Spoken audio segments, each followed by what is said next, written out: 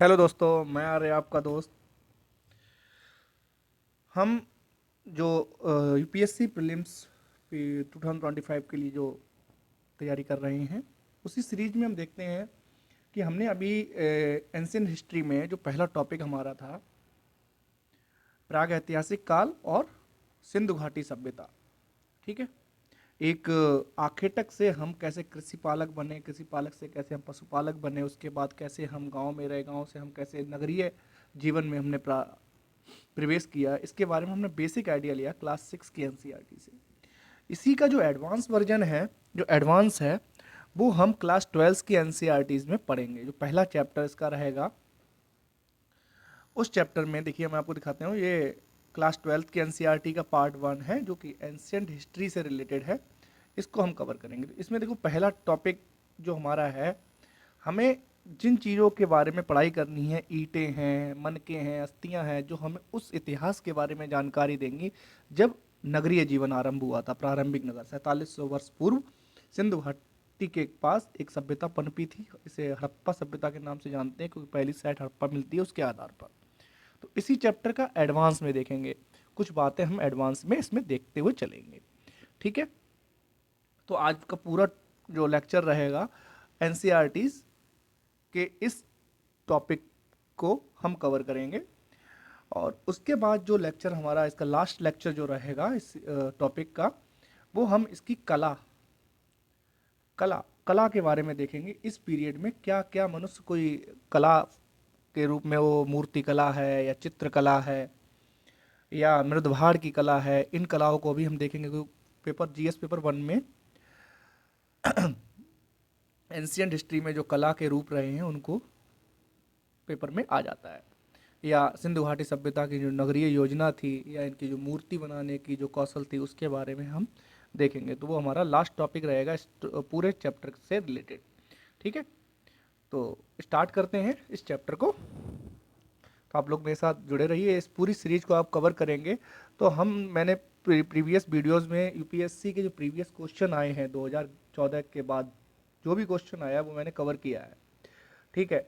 तो वहाँ से आपको ये आइडिया लग गया है कि यूपीएससी किस तरीके से क्वेश्चन पूछ रहा है, इस पूरे टॉपिक से कहाँ से क्वेश्चन आ रहे हैं, किस तरीके से क्वेश्चन वो पूछ रहा है, कि उनके कॉन्सेप्ट पूछ बेस्ड क्वेश्चन है, मैप बेस्ड क्वेश्चन है। तो पूरा ये सीरीज जो रहेगी वो ज़्यादातर मैं मैप बेस्ड ही चलूँगा, क्योंकि फाइनल हमें कनेक्ट करते हुए चलना पड़ता है एक पीरियड से दूसरे पीरियड को। तो अभी जो भी हमने पढ़ा है उसका एडवांस वर्जन हम यहाँ पे पढ़ेंगे। एडवांस बातें हम यहाँ पे सीखेंगे। ठीक है। एक हमने फाउंडेशन तैयार किया इस टॉपिक का, उसके बाद हम जो एडवांस लेवल पे चलेंगे। ठीक है, इस टॉपिक में। तो स्टार्ट करते हैं इस टॉपिक को।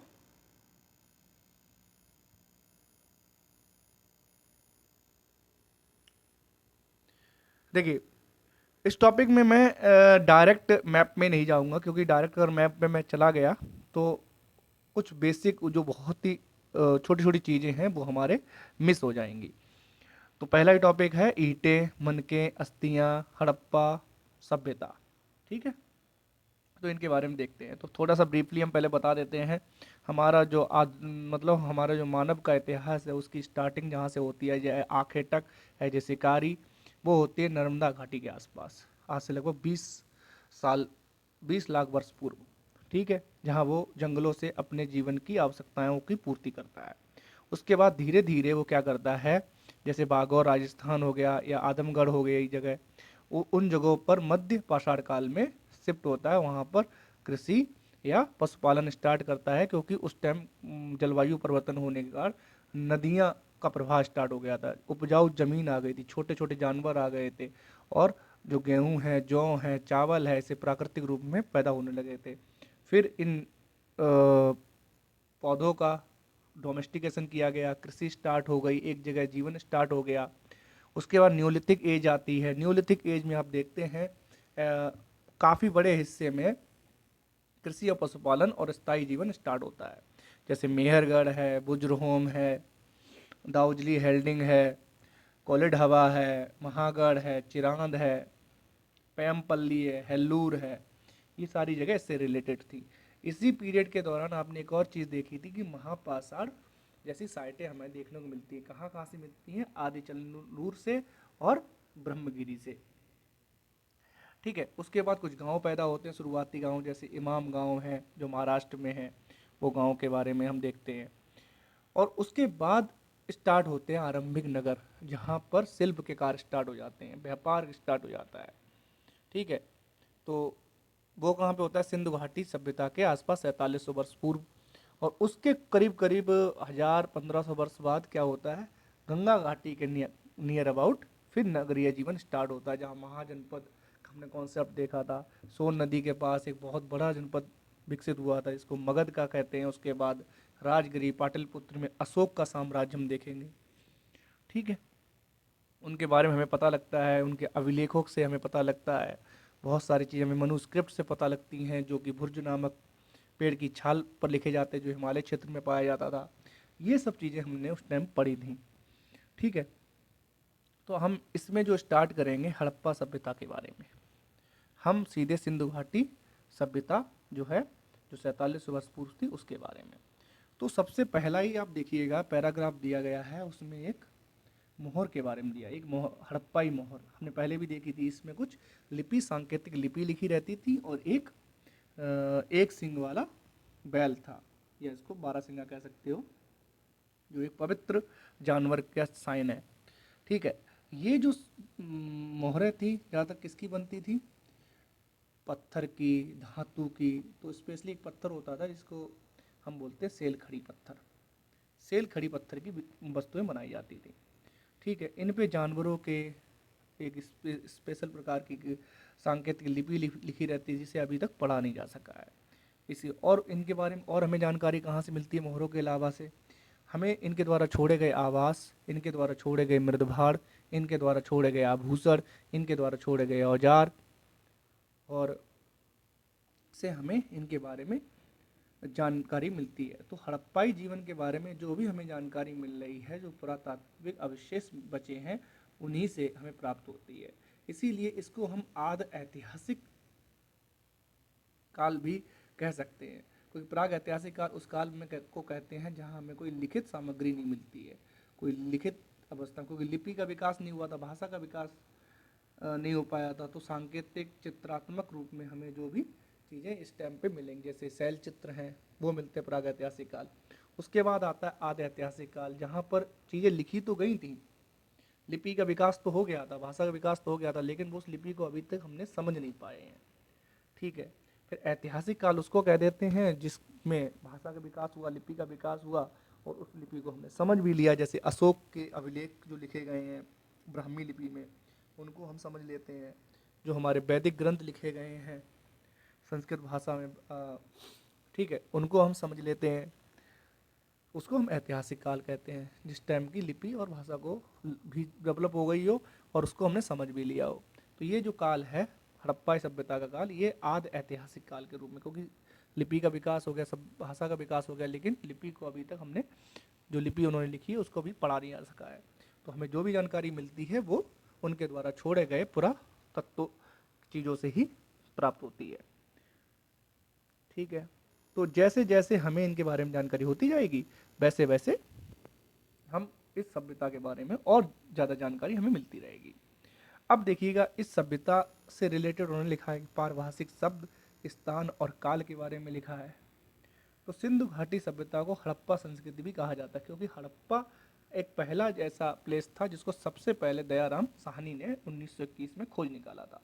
ये रावी नदी के लेफ्ट साइड में पाकिस्तान में मिलता है जगह, इसीलिए इसको सिंधु घाटी सभ्यता की जगह हड़प्पा संस्कृति का नाम भी देते हैं, क्योंकि संस्कृति उस शब्द को देते हैं उसी जैसी ट्रेडिशंस बड़े एरिया में हमें दूसरी जगह साइटों पे भी उसी तरीके की चीज़ें दिखती हैं, तो ऐसी पूरी एरिया को हम एक संस्कृति का नाम दे देते हैं।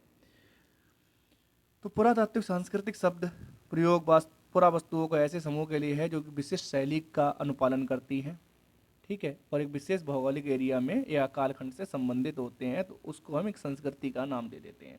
तो इसीलिए हड़प्पा जैसी जो शैली थी, जीने की शैली या वस्तु बनाने की शैली या जो कार्य करने की शैली, हमें दूसरे आसपास की जगह पर प्राप्त हुई। तो इस स्पेशल भौगोलिक क्षेत्र और स्पेशल कालखंड को हमने एक नाम दिया जिसका हड़प्पा संस्कृति। ठीक है, तो इन विशिष्ट वस्तुओं में हमने क्या क्या चीज़ें देखी थी, वो चीज़ें थी मोहरें। तो अलग अलग साइटों में हमें एक जैसी मोहरें मिलती हैं, एक जैसे मनके मिलते हैं, एक जैसे बाट मिलते हैं। जैसे भारत खंड में पूरे देश में एक जैसे सिक्के चलते हैं, ठीक है, एक जैसे हम कार्य करते हैं, जैसे दिवाली होली मनाते हैं बहुत बड़े एरिया में। तो ये क्या है, एक जैसी चीज़ों का लैपटॉप पूरे देश में पूरे ग्लोबली यूज हो रहा है, तो एक संस्कृति का हिस्सा है। ठीक है, हम इसको काउंट कर सकते हैं इस तरीके से। तो उस टाइम जो विशिष्ट पुरावस्तुएं थी, जैसे कि मोहरे हैं, मनके हैं, बाट है, पत्थर के फलक हैं, ईंटें, पकी हुई ईंटें, एक बड़े एरिया में एक जैसी ही रूप में मिली हैं।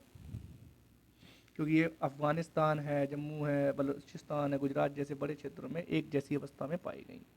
इतनी लंबी दूरी होने पर भी इन्हें एक जैसी अवस्था में ही पाया।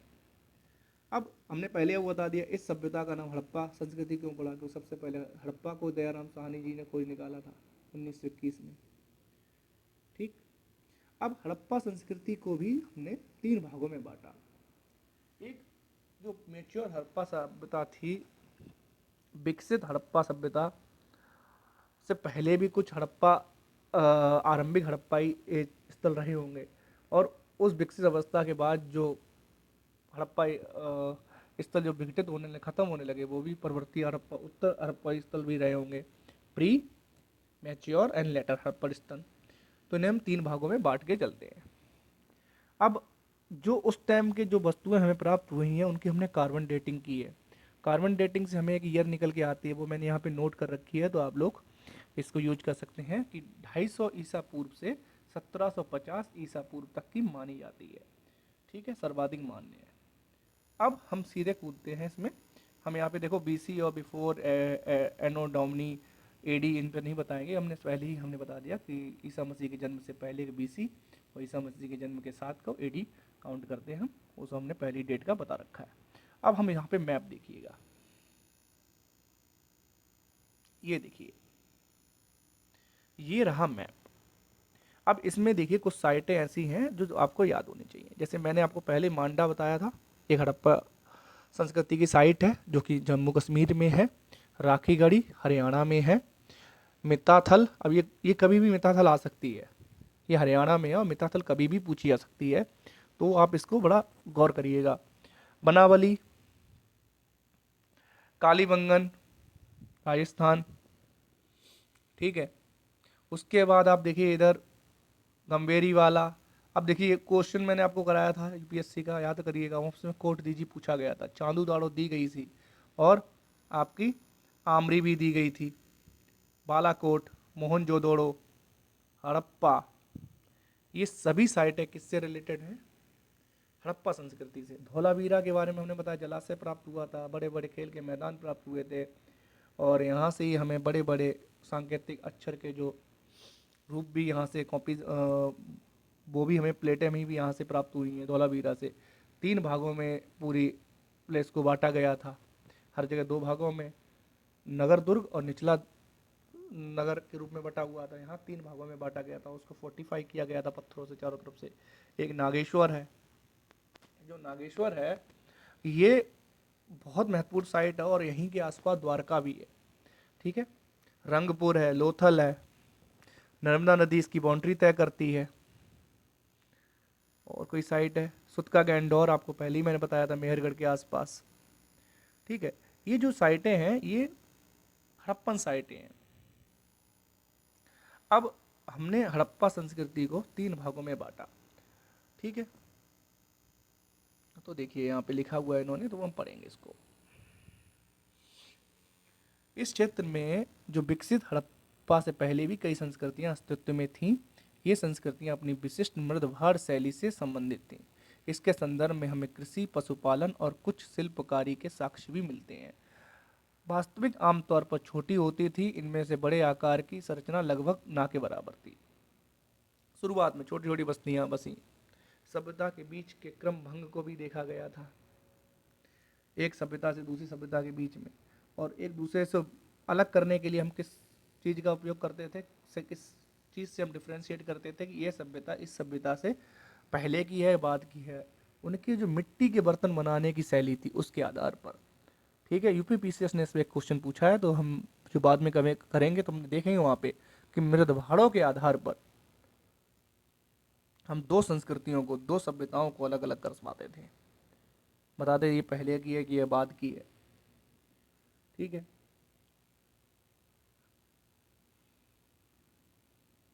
और जो आरंभिक हड़प्पा सभ्यता है और हड़प्पा सभ्यता के बीच का क्रमभंग भी था, मतलब गैप भी था काफ़ी बीच में ऐसे ही। अब बात आती है कि ये निर्वाह के तरीके देखिए, इसमें जीवन रहने के लिए ये क्या क्या करते थे। आपने मानचित्र 1 और 2 में देखा होगा कि विकसित हड़प्पा संस्कृति कुछ ऐसे स्थलों पर पनपी जहाँ पहले से आरंभिक हड़प्पा स्थल थे। इन संस्कृतियों में कई तत्व थे जिनके तरीके एक जैसे थे, जैसे हड़प्पा सभ्यता के कई लोग पेड़ पौधों से प्राप्त उत्पाद, फल फ्रूट, जानवरों, मछलियों इत्यादि से अपना भोजन प्राप्त करते थे। जले हुए अनाज के दाने, बीजों की खोज ने भी पुरातात्विक आहार संबंधी आदतों के बारे में जानकारी दी है। ठीक है। जीवन निर्वाह के तरीके, तो विशेषज्ञ थे तो उनको कुछ बीज के दाने मिले जो जली हुई अवस्था में थे, तो वही बचे। उन्हीं के आधार पर उन्होंने कहा कि ये ग्रेन्स भी खाते होंगे। उन ग्रेनों में आप याद रखिए, हमने पहले ही आपको बताया था, तिल खाते थे, सरसों खाते थे, गेहूं खाते थे, जौ खाते थे, चना खाते थे, मटर खाते थे। तो उन्हीं में एक स्पेशल है सफ़ेद चना, कभी भी पूछ लेगा, सफ़ेद चना याद रखिएगा। बाजरे के दाने कहाँ से प्राप्त हुए हैं ये याद रखिएगा। आप क्वेश्चन टफेस्ट लेवल पे लेके जाने की कोशिश करेगा और बिटवीन द लाइन है ऐसे ही क्वेश्चन आते हैं जो जहाँ पे आप इन्हीं को शॉर्ट नोट्स बनाते हुए चलिएगा। आपने बार बार पढ़ा होगा, लेकिन गुजरात में बाजरे के दाने प्राप्त हुए हैं, ये एनसीईआरटी में दिया हुआ है। ये क्वेश्चन पूछ सकते हैं कि बाजरा हड़प्पा सभ्यता से रिलेटेड है कि नहीं है, और है भी तो कहाँ से रिलेटेड है, ये बाजरा कहाँ से है, गुजरात से। ठीक है। चावल भी प्राप्त होता था लेकिन कम मात्रा में। क्वेश्चन आ जाए कि चावल, हड़प्पा सभ्यता में चावल के बारे में उनको जानकारी नहीं दी, तो ये सरासर गलत हो जाएगा कि उसकी भूसी लोथल लोथल के आसपास से प्राप्त हुई है। ठीक है। तो चावल के बारे में प्राप्त जानकारी थी लेकिन अपेक्षाकृत कम मात्रा में। तो ऐसे स्टेटमेंट बनाता है जहां से आपको फंसाएगा। अब जो प्री हड़प्पन साइटें हैं उनके बारे में आप देख लीजिए कि जो मैच्योर हड़प्पा साइटें हैं, या कालीबंगा है, या राखीगढ़ है, या हड़प्पा है, या मोहनजोदाड़ो है, या चानू दाड़ो है, या धोलावीरा है, या तुम्हारा लोथल है, इससे पहले की जो साइटें हैं वो कौन कौन सी हैं। तो आप देखिएगा आमरी नाल, जो कि हड़प सिंधु नदी के पश्चिम की दिशा में है। आमरी नाल बलूचिस्तान में, ये प्री हड़प्पन साइट है। मेहरगढ़ प्री हड़प्पन साइट है। दम्ब सादात ये पाकिस्तान में है, ये भी एक प्री हड़प्पन साइट है। कोट दीजी प्री हड़प्पन साइट थी, और ये साइट बाद में मेजो हड़प्पन साइट में कन्वर्ट हुई। ठीक, ये भी याद रखिए। हरियाणा में एक जगह है सिसवल, ये भी याद रखिए, सिसवल भी एक प्री हड़प्पन साइट है। ऐसे क्वेश्चन पूछेंगे ये। ठीक है। अब अनाज में तो ये खाते थे, गेहूं, जौ, दाल, सफ़ेद चना, तिल, सरसों, बाजरे के दाने, चावल की अपेक्षाकृत कम मात्रा, और भेड़ बकरी भी खाते थे, जानवर को भी सेवन करते थे ये। तो वो कौन कौन से जानवर खाते थे, भेड़ खाते थे, बकरी खाते थे, भैंस खाते थे, सूअर खाते थे। और इनकी जो स्टडी जो लोग करते हैं उन्हें हम पूरा प्राणी वैज्ञानिक अथवा जीव पुराविद कहा जाता है। ये सभी पालतू जानवर थे, और जंगली जानवरों में 12 जो जंगली सूअर होता है ना, जो हमें गन्ने अन्ने के खेत में ज़्यादातर मिल जाते हैं, उनका शिकार करते थे, हिरन का शिकार करते थे, घड़ियाल का शिकार करते थे। उनकी हड्डियां मिली हैं, तो इसके आधार पर हमने ये तय किया कि इनका शिकार करते थे, इनका सेवन भी करते थे। अब बस ये जानकारी हमें नहीं है कि ये खुद इन्हें मारते थे कि या इनके लिए कोई शिकारी जो थे वो इनको मार के लाते थे। आजकल क्या होता है, हम मछली कहाँ से लेते हैं, खुद मारने तो जाते नहीं हैं, बाजार में मछुआरे होते हैं, मछली मार के लाते हैं, उनसे खरीद लेते हैं। तो ये जानकारी उस टाइम पे नहीं है कि उस टाइम किस तरीके से उन तक ये चीज़ें पहुँचती थी। तो मेरा ऑब्जर्वेशन है, आई थिंक जो जंगल में जो लोग रहते होंगे वो इनका शिकार करते होंगे, और वही लोग इसको पहुँचाते थे। ठीक है। हड़प्पा निवासी स्वयं इन जानवरों का शिकार करते अथवा आखेटक तक ये सब कुछ पहुंचाते थे। अब कृषि प्रौद्योगिकी, हड़प्पा सभ्यता अपने टाइम पर ट्रेड कर रही थी, व्यापार उन्नत अवस्था में था। इतना व्यापार था कि लोग एक देश से दूसरे देश तक जाते थे। तो डेफिनेटली ये सभ्यता बहुत ही फली फूली होगी, समृद्धि होगी। समृद्ध होने के लिए कृषि, क्योंकि भोजन चाहिए खाने के लिए, तो कृषि उन्नत अवस्था में होगी, और कृषि उन्नत अवस्था में पहुंचाने के लिए कृषि में प्रौद्योगिकी चाहिए होगी। तो हम यहाँ पे देखते हैं हल। हल की आकृति देखी हमने, जो बनावली है, ठीक, जुते हुए खेत देखे कालीबंगन में, उनको समकोण पे एक जोता जाता था, तो इससे एक साथ दो तरह की खेती कर सकते थे वो लोग। उसके अलावा भी हमने देखा इसमें कुएं थे, नहरें थीं। तो हमने सुरतागोई अफगानिस्तान में जगह है जहाँ हमने नहरों के निर्माण देखे हैं। तो उससे ये पता लगता है कि definitely they are using canals for irrigation, they are using बैल कुआ फॉर इरिगेशंस। जुते हुए खेत होंगे तो डेफिनेटली दे यूज द हल। तो वही हमने कहा, देखो कालीबंगा जहाँ जुते हुए खेत के साक्ष्य मिलते हैं। बनावली हरियाणा, जहाँ से मिट्टी के हल प्राप्त होते हैं के प्रतिरूप कॉपी छोटे रूप में बैलों का प्रयोग करते थे। तो ये उस टाइम की क्या है, प्रौद्योगिकी थी जो इन्होंने कृषि में अपनाई, और कृषि को एक उन्नत अवस्था में लेके गए। कि हाथों से खोद खोद कर कितनी कृषि कर लोगे, ठीक है, एक लिमिट है। ठीक, हमने आपको बताया था कि कालीबंगा में एक स्थान पर जुते हुए खेत के साक्ष्य प्राप्त हुए हैं, और ऐसे खेत के साक्ष्य प्राप्त हुए हैं कि रेखाओं के दो समूह एक दूसरे को समकोण पर काटते हुए, मतलब एक लाइन, एक पट्टी पे तो एक तरह की फसल कर दी, दूसरी पट्टी पर दूसरी फसल कर दी। तो हम आजकल क्या करते हैं, खेतों में भी हम देखते हैं कि एक ही खेत में हम कहीं मूली मूली बीच बीच में काट देते हैं आलू के साथ, तो हमारी मूली भी हो जाती है। उसी प्रकार से वो लोग भी एक साथ दो तरीके की फसलें कर देते थे एक सीजन में ही, इस चीज़ को दिखाते हैं।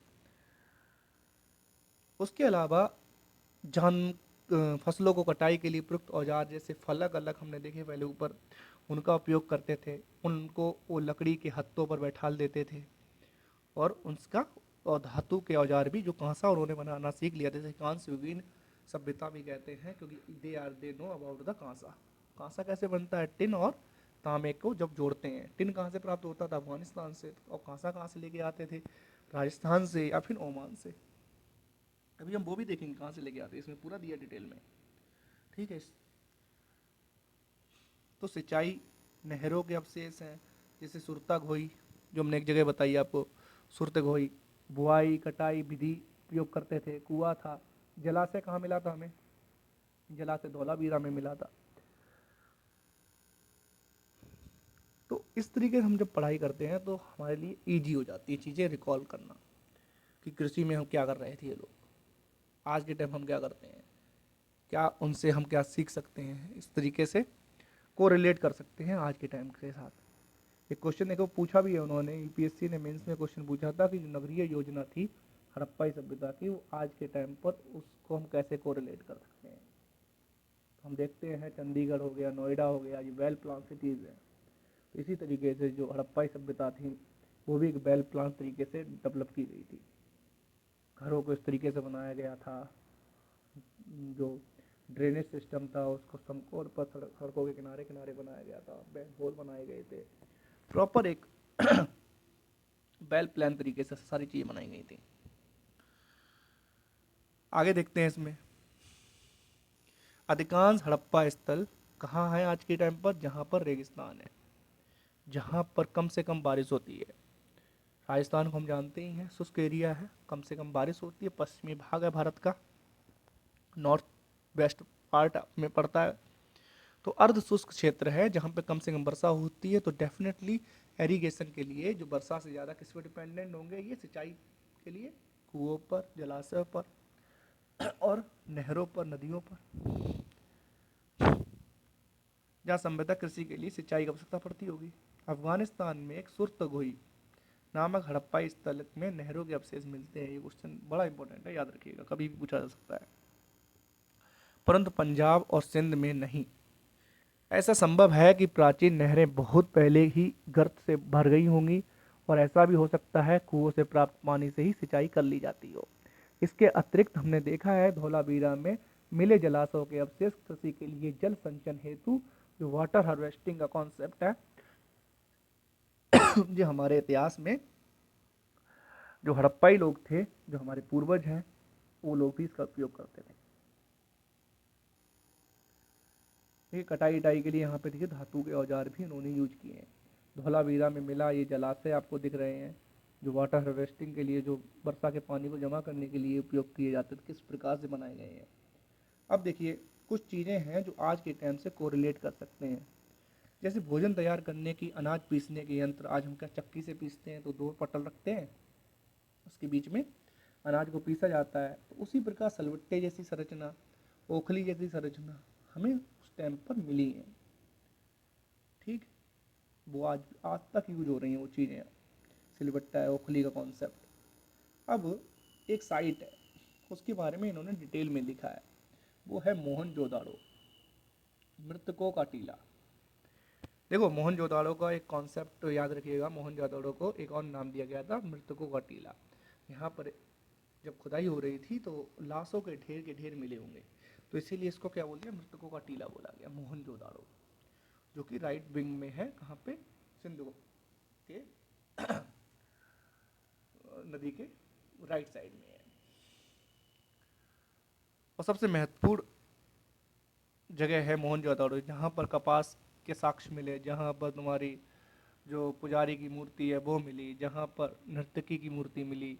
बहुत महत्वपूर्ण साइट है, जहाँ पर महान स्नानागार मिला। ठीक, तो संभवतः हड़प्पा सभ्यता अनूठा पहलू शहरी केंद्रों का विकास था, शहरी जीवन का विकास। यहाँ पे देखिए मोहनजोदड़ो को सूक्ष्मता से देखें तो मोहनजोदड़ो सबसे प्रसिद्ध पुरास्थल है, और ये पाकिस्तान में है, और सबसे पहले खोजा गया पुरास्थल हड़प्पा है। तो मोहनजोदड़ो की जो खोज की थी वो की थी रखालदास बनर्जी ने, आर डी बनर्जी। ठीक है, बस्ती दो भागों में विभाजित थी, एक छोटा लेकिन ऊंचाई पर बनाया गया था, जो मैंने आपको बताया, जिसको नगर दुर्ग बोलते हैं, और एक बड़ा लेकिन नीचे हिस्से में बना था, निचला नगर बोलते हैं इसको। उस तरीके से उसको बनाया हुआ है। ये यहाँ पे आपको देख भी सकते हैं, ये निचला नगर है, और यहाँ पर ये नगर दुर्ग है, जो ऊंचाई पे बनाया गया था। यहीं पे विशाल हमारा महान स्नानागार भी इसी क्षेत्र में था। ठीक है,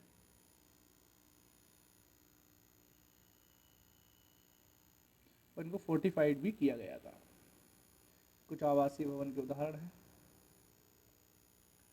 एक क्रम से दुर्ग और निचला शहर का नाम दिया। दुर्ग की ऊंचाई का कारण यह था कि यहाँ की संरचनाएं कच्ची ईंटों के चौतरे के ऊपर बनी थी। दुर्ग के दीवार से घेरा था, इसका अर्थ था इसे निचले शहर से अलग कर दिया जाता था। ठीक है, निचला शहर भी दीवार से घेरा गया था। इसके अतिरिक्त कई भवनों को ऊंचे चौतरों पर बनाया गया था, जो नींव का कार्य करते थे। तो आज भी हम गांव क्षेत्र में जाते हैं तो हमारे चौतरे थोड़े से रोड से थोड़े ऊंचे उठा के बनाए जाते हैं। कहा जाता है ना, रोड है तो रोड से थोड़ा ऊंचा उठा के मकान बनाइए, कल को जल भराव, नालियों से गंदा पानी अंदर आने की संभावना कम से कम रहेगी। ठीक है, ये पहले से इस चीज़ को सोच के चलते थे। निचला शहर भी दीवार से घिरा गया था। क्वेश्चन पूछ सकता है, कहेगा तुम्हें यह तो याद रहेगा कि जो नगर दुर्ग था वो तो ईटो चारों तरफ से फोर्टिफाइड था, आप भूल जाओगे निचला नगर भी दीवारों से घेरा गया था। आपको याद रखना है, निचला नगर भी दीवारों से घेरा गया था, और कई ऊंचे चौतरों पर बनाया गया था, जो नींव का कार्य करते थे। अनुमान लगा सकते हैं कि यदि एक श्रमिक प्रतिदिन एक घनिया मिट्टी धोता होगा तो मात्र आधारों को बनाने के लिए 40 लाख श्रम दिवसों के अर्थात बड़े पैमाने की श्रम की आवश्यकता पड़ी होगी उस टाइम पर। एक बार चौतरे के था स्तंभ बनने के बाद सारा शहर का सारा भवन निर्माण कार्य चौतरे के एक निश्चित क्षेत्र तक सीमित था। इसलिए ऐसा प्रतीत होता है पहले बस्ती का नियोजन किया गया था, पहले बस्ती के बारे में पूरा डिजाइन बनाई गई, जैसा कि बेल प्लान सिटीज बनाई जाती हैं, फिर उसके अनुसार कार्यान्वयन किया गया। फिर जो चीज़, जो मकान यहाँ बनेगा, कार्यालय यहाँ बनेगा, अस्पताल यहाँ बनेगा, भंडारण यहाँ बनेगा, ये सारी चीज़ें बनाई गई थी। और जो ईंटें इस्तेमाल की गई थी, इन चीज़ों को सूप में सुखाकर या भट्टी में पकाकर बनाई गई थी। तो पकी हुई ईंटों से मकान बनाए गए थे, और इनमें खासियत थी, वो एक निश्चित अनुपात की ईंटें थी। यहाँ की लंबाई चौड़ाई ऊंचाई क्रमशः जो लंबाई थी 4 गुनी, उसकी चौड़ाई 2 गुनी होती थी। इस प्रकार की ईंटें सभी हड़प्पा बस्तियों में प्रयोग में लाई जाती थी। इसका मतलब एक सांचे में ढाल कर बनाई गई ईंटें, और ये ईंटें पूरे हड़प्पा संस्कृति में हमें देखने को मिलती हैं। जैसे हम चाहे आगरा में मकान बनाए, चाहे हम दिल्ली में बनाए, चाहे हम जयपुर में बनाए, चाहे हम कानपुर में बनाए, हमें जो ईंटों का साइज मिलेगा लगभग इक्वल ही साइज मिलता है। ऐसे ही हड़प्पा सभ्यता में भी था, 2 गुनी और 2 गुनी लंबाई और 4 गुनी चौड़ाई। अब एक और चीज देखिएगा, नालों का निर्माण, तो इनकी विशिष्ट पहचान थी ड्रेनेज सिस्टम। उसमें इन्होंने क्या लिखा है, हड़प्पा शहरों का सबसे अनूठी विशेषताओं उनमें ध्यानपूर्वक देखने पर जो जल निकास प्रणाली थी। क्या स्पेशल था, हमने पहले ही बताया था आपको।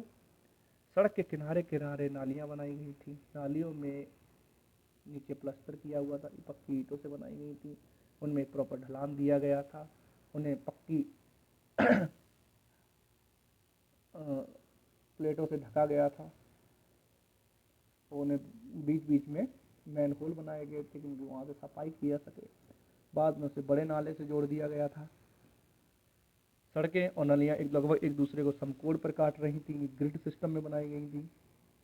तो ऐसा प्रतीत हो रहा है, पहले तो सड़कें बनी, फिर नालियाँ बनी, फिर उसके बाद आवासों का निर्माण कराया गया। उनकी हर एक दीवार को इस तरीके से लगाया जाता था सड़क के साथ, जिससे कि घर के गंदा पानी नालियों से जोड़ा जा सके। इसलिए घर की कम से कम एक दीवार सड़क से सटी होनी अति आवश्यक थी।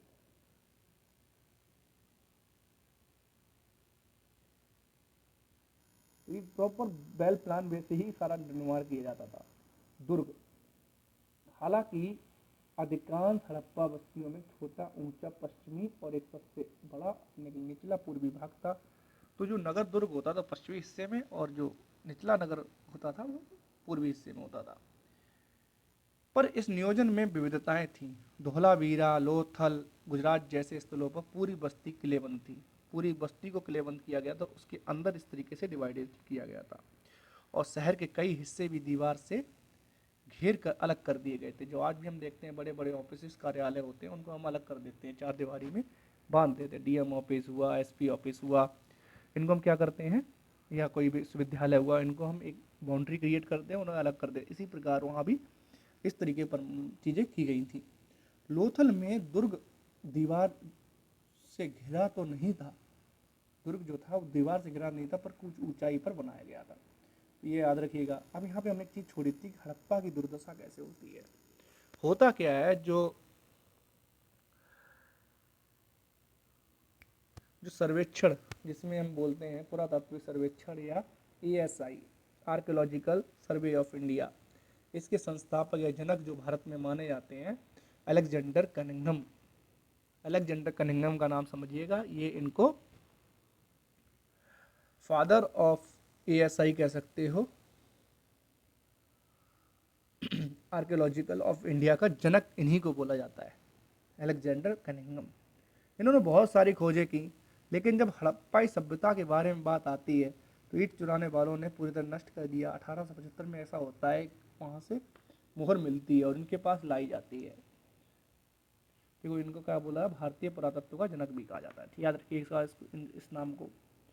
प्राचीन स्थल से लाई गई ईंटों की लगभग 100 मील लंबी लाहौर तथा मुल्तान की रेल पटरी के लिए जो ईंटें बिछाने के लिए पर्याप्त थी, इस स्थल की कई संरचनाएं, प्राचीन संरचनाएं इस कारण नष्ट हो गई कि कनिंघम ने समय रहते हुए इसकी ओर ध्यान नहीं दिया। उनका पूरा ध्यान भारतीय इतिहास का जो अशोक का पीरियड है उससे रिलेटेड रहा है, जो हम बाद में मैंने पढ़ा था। तो इसके कारण जब मोहर उनके पास आती है तो उसी से रिलेट कर पाते हैं और उस पर ज़्यादा ध्यान नहीं देते हैं। ठीक है, बाद में जब दयाराम साहनी और ये लोग ढूंढते हैं 80 साल बाद, तब कहते हैं अरे ये तो बहुत बड़ी दिक्कत हो गई, गलती हो गई इनसे। ठीक है, अब देखिए यहाँ पर जो गृह स्थापत्य, जो गृह आवास बनाते थे, उसमें क्या क्या चीज़ें थी स्पेशल। हमने बोला था कि 1 मंजिला 2 मंजिला मकान बनाए जाते थे, उनके आंगन था, आंगन के चारों तरफ कमरे बनते थे, उनमें एक जगह स्नानागार होता था, उसके अंदर कुआं होता था सामान्यतः। घर से जो नाली थी उसको मेन नाली से जोड़ दिया, सड़क से जोड़ दिया जाता था। अब इसमें हम देख लेते हैं, पूरा इन्होंने एक डिज़ाइन सी क्रिएट किया। अब देखिएगा, एक बढ़िया सा डिज़ाइन बनाया है, उससे आप वहाँ से बढ़ते जाइए और देखते जाइए बहुत ही आसान तरीके से। मोहनजोदड़ो का निचला शहर आवासीय भवनों के उदाहरण प्रस्तुत करता है। इनमें से कई एक आंगन पर केंद्रित थे, एक आंगन पर। उनके चारों ओर कमरे बने थे। आंगन खाना पकाने और कताई जैसे काम करने के लिए गतिविधियों के लिए यूज किया जाता था, आमतौर पर गर्म और शुष्क मौसम में। जहाँ एक अन्य रोचक पहलू यह है कि एकांत को भी दिया जाने वाला महत्व था। भूमि तल पर बनी दीवारों में खिड़कियां नहीं है। इसके अतिरिक्त मुख्य द्वार से आंतरिक भाग का अवलोकन, मतलब उसको देख भी नहीं सकते थे आंतरिक भाग को। हम भी अपने घर ऐसी डिजाइन करते हैं कि सीधा अंदर का हिस्सा ना दिखाई दे बाहर वाले को। बैठक हो, बैठक के बाद अगर वो अंदर जाना चाहे तब अंदर की चीज़ें दिखें, नहीं तो बैठक से अंदर की चीज़ें ना दिखाई दें। इसी तरह हम घर का डिजाइन करते हैं, वो लोग भी इसी तरह डिजाइन करते थे। उसके बाद हर घर का ईंटों का फर्श बना होता था, एक स्नानागार होता था। इसकी नालियां दीवार के माध्यम से सड़क की नालियों से जुड़ी होती थीं। कुछ घरों में दूसरे तल या छत पर जाने के लिए सीढ़ियों का निर्माण कराया गया था। कुछ आवासों में कुएं थे। अधिकांश एक ऐसे कक्ष बनाए जाते थे जिधर से बाहर से कोई आदमी आ सके। हम भी अपना बाथरूम क्या बाहर बना लेते हैं, अपना हाथ पैर धो के तभी अंदर आए। इसका प्रयोग राहगीरों द्वारा या मिलने मिलाने वाले लोग द्वारा किया जाता था। इस प्रकार हम देखते हैं मोहनजोदड़ो में कुओं की कुल संख्या 700 थी। ठीक है।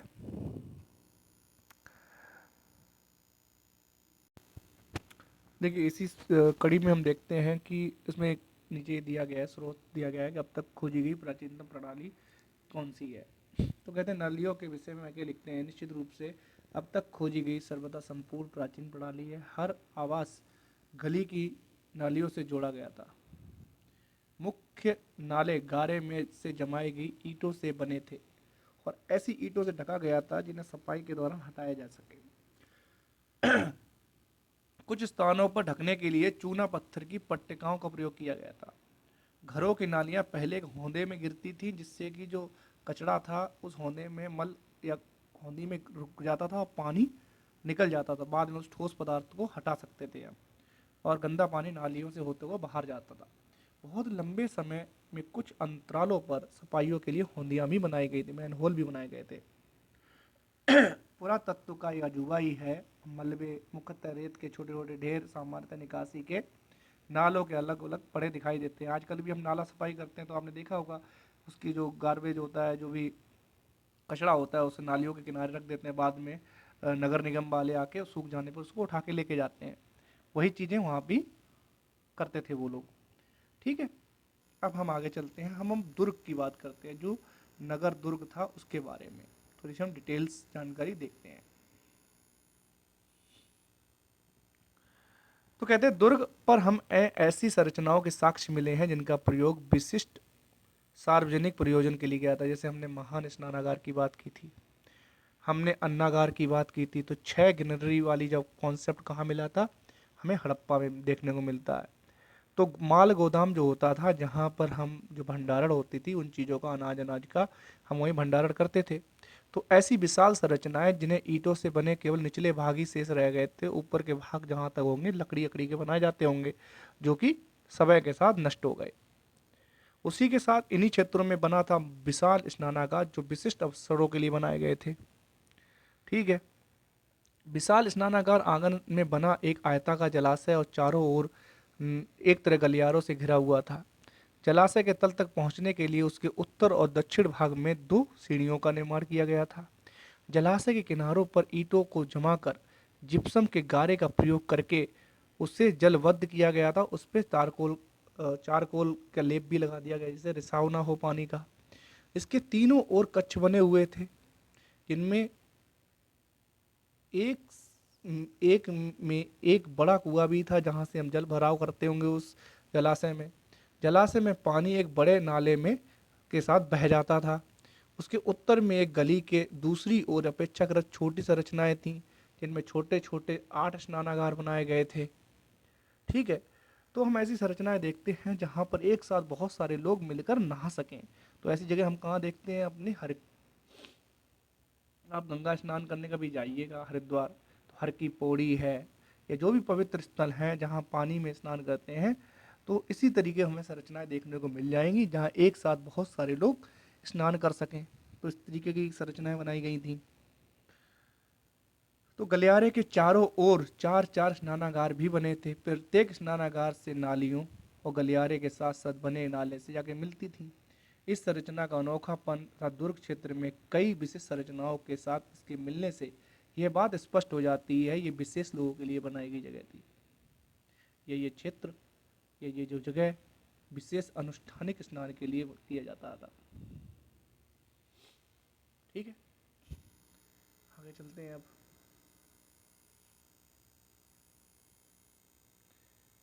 सामाजिक विभिन्नताओं का अवलोकन। समाधान। तो हमने देखा था ये अपने शवों को कैसे दफनाते थे। ठीक है, चिनाई कर देते थे, जमीन के नीचे दफना देते थे।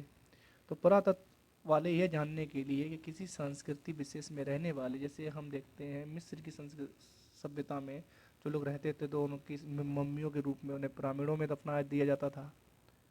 हमने देखा ना स्पेशली तरीके से दफनाए गए थे। साउथ में हमने देखा आदिचनलूर हो या ब्रह्मगिरी हो, वहाँ पर बड़े बड़े पत्थर उनके चारों तरफ रखे, उनके नीचे सावधान किया जाता था। वज्र होम हो, ऐसी जगह जहाँ पर उन्होंने कुत्ते के साथ समाधान किया था। मेहरगढ़ जहाँ बकरी के साथ समाधान किया था। एक जगह थी जहाँ पर एक व्यक्ति को उत्तर और दक्षिण दिशा में, सिर उत्तर और पैर दक्षिण दिशा में रखकर उसके साथ बहुत सारे आभूषण और खाने पीने की चीज़ें रख के उसे इमाम गांव के आसपास कहीं दफनाया गया था। ये चीज़ें हमें देखने को मिलती हैं। तो वही कह रहे हैं कि पुरातत्वविद यह जानने के लिए कि किसी संस्कृति विशेष में रहने वाले लोगों के बीच सांस्कृतिक और आर्थिक भिन्नताएं थीं। तो इसका अवलोकन हम इसी आधार पर करते थे कि उनके जीवन, तो हम उनके समाधान के तौर तरीकों से हम देखते हैं गरीब आदमी ऐसे ही अपने आप को समाधान हो जाता है। अमीर आदमी बड़े बड़े अनुष्ठान करेगा, चंदन की लकड़ियों को जलाएगा, भागवत का वो बहुत मृत्यु भोज करेगा, बड़ी मृत्यु भोज करेगा। ये आज भी चलन में आप देखिएगा, कोई बड़ा व्यक्ति मरता है उसकी गैदरिंग बड़ी होती है। उसी प्रकार उस टाइम पे जो तौर तरीके अपनाए जाते थे समाधान करने के, उन्हीं के आधार पर हम देखते हैं कि जो सामाजिक विभिन्नताएं थीं, सामाजिक और आर्थिक विभिन्नताओं का अवलोकन भी उसके आधार पर हम कर सकते हैं। ठीक है, सामान्यतः कई विधियों का प्रयोग होता था। इन्हीं विधियों में एक समाधान का भी अध्ययन करके हम इस चीज़ को जान सकते हैं। खाने पीने की बात को देख के जान सकते थे, लेकिन समाधान एक अच्छा तरीका है। मिस्र के विशाल पिरामिड जो कि फराव राजाओं के बने हुए थे, तो वो एकदम राजा महाराजा लोगों के पिरामिड बनते थे। उनके दासों को उनके साथ दफना दिया जाता था। राजकीय समाधान थे, बड़ी मात्रा में धन संपत्ति उनके साथ दफनाई जाती थी। हड़प्पा स्थल से मिले समाधानों में आमतौर पर मृतकों को गड्ढों में दफनाया जाता था। कभी कभी समाधान गर्त की बनावट एक दूसरे से भिन्न होती है। कुछ स्थलों पर गर्त की सतहों पर ईंटों की चिनाई हो जाती थी। क्या ये विविधताएं सामाजिक विभिन्नताओं की ओर इशारा करती हैं कि एक दूसरे से अलग है? तो डेफिनेटली कुछ कब्रों में हमें मृदभार और आभूषण भी मिले हैं। तो जो लोग संपन्न होंगे, सामाजिक तौर पर उच्च होंगे उस क्षेत्र में, तो वो लोग ऐसा करते होंगे, उनके साथ बर्तन है, क्योंकि मृत्यु के बाद भी जीवन को वो मानते थे, तो मृदभार आभूषण उनके साथ अपना देते थे। जो संभवतः ऐसी मान्यता की ओर इशारा करती है कि मृत्यु उपरांत इनका प्रयोग किया जा सके। पुरुषों और महिलाओं दोनों के लिए समाधानों में आभूषण मिले हैं। ठीक है, 1980 के दशक के मध्य में हड़प्पा के कब्रिस्तान में हुए उत्खननों में एक पुरुष की खोपड़ी के समीप, कहाँ से, मध्य में हड़प्पा जगह है उसके कब्रिस्तान में जब हमने खुदाई की, तो एक पुरुष की खोपड़ी के पास हमने शंख के 3 छल्लों, जैस्पर एक प्रकार का एक उपरत्न होता है, उसके मनके और सैकड़ों की संख्या में सूक्ष्म मनकों का एक आभूषण प्राप्त किया है।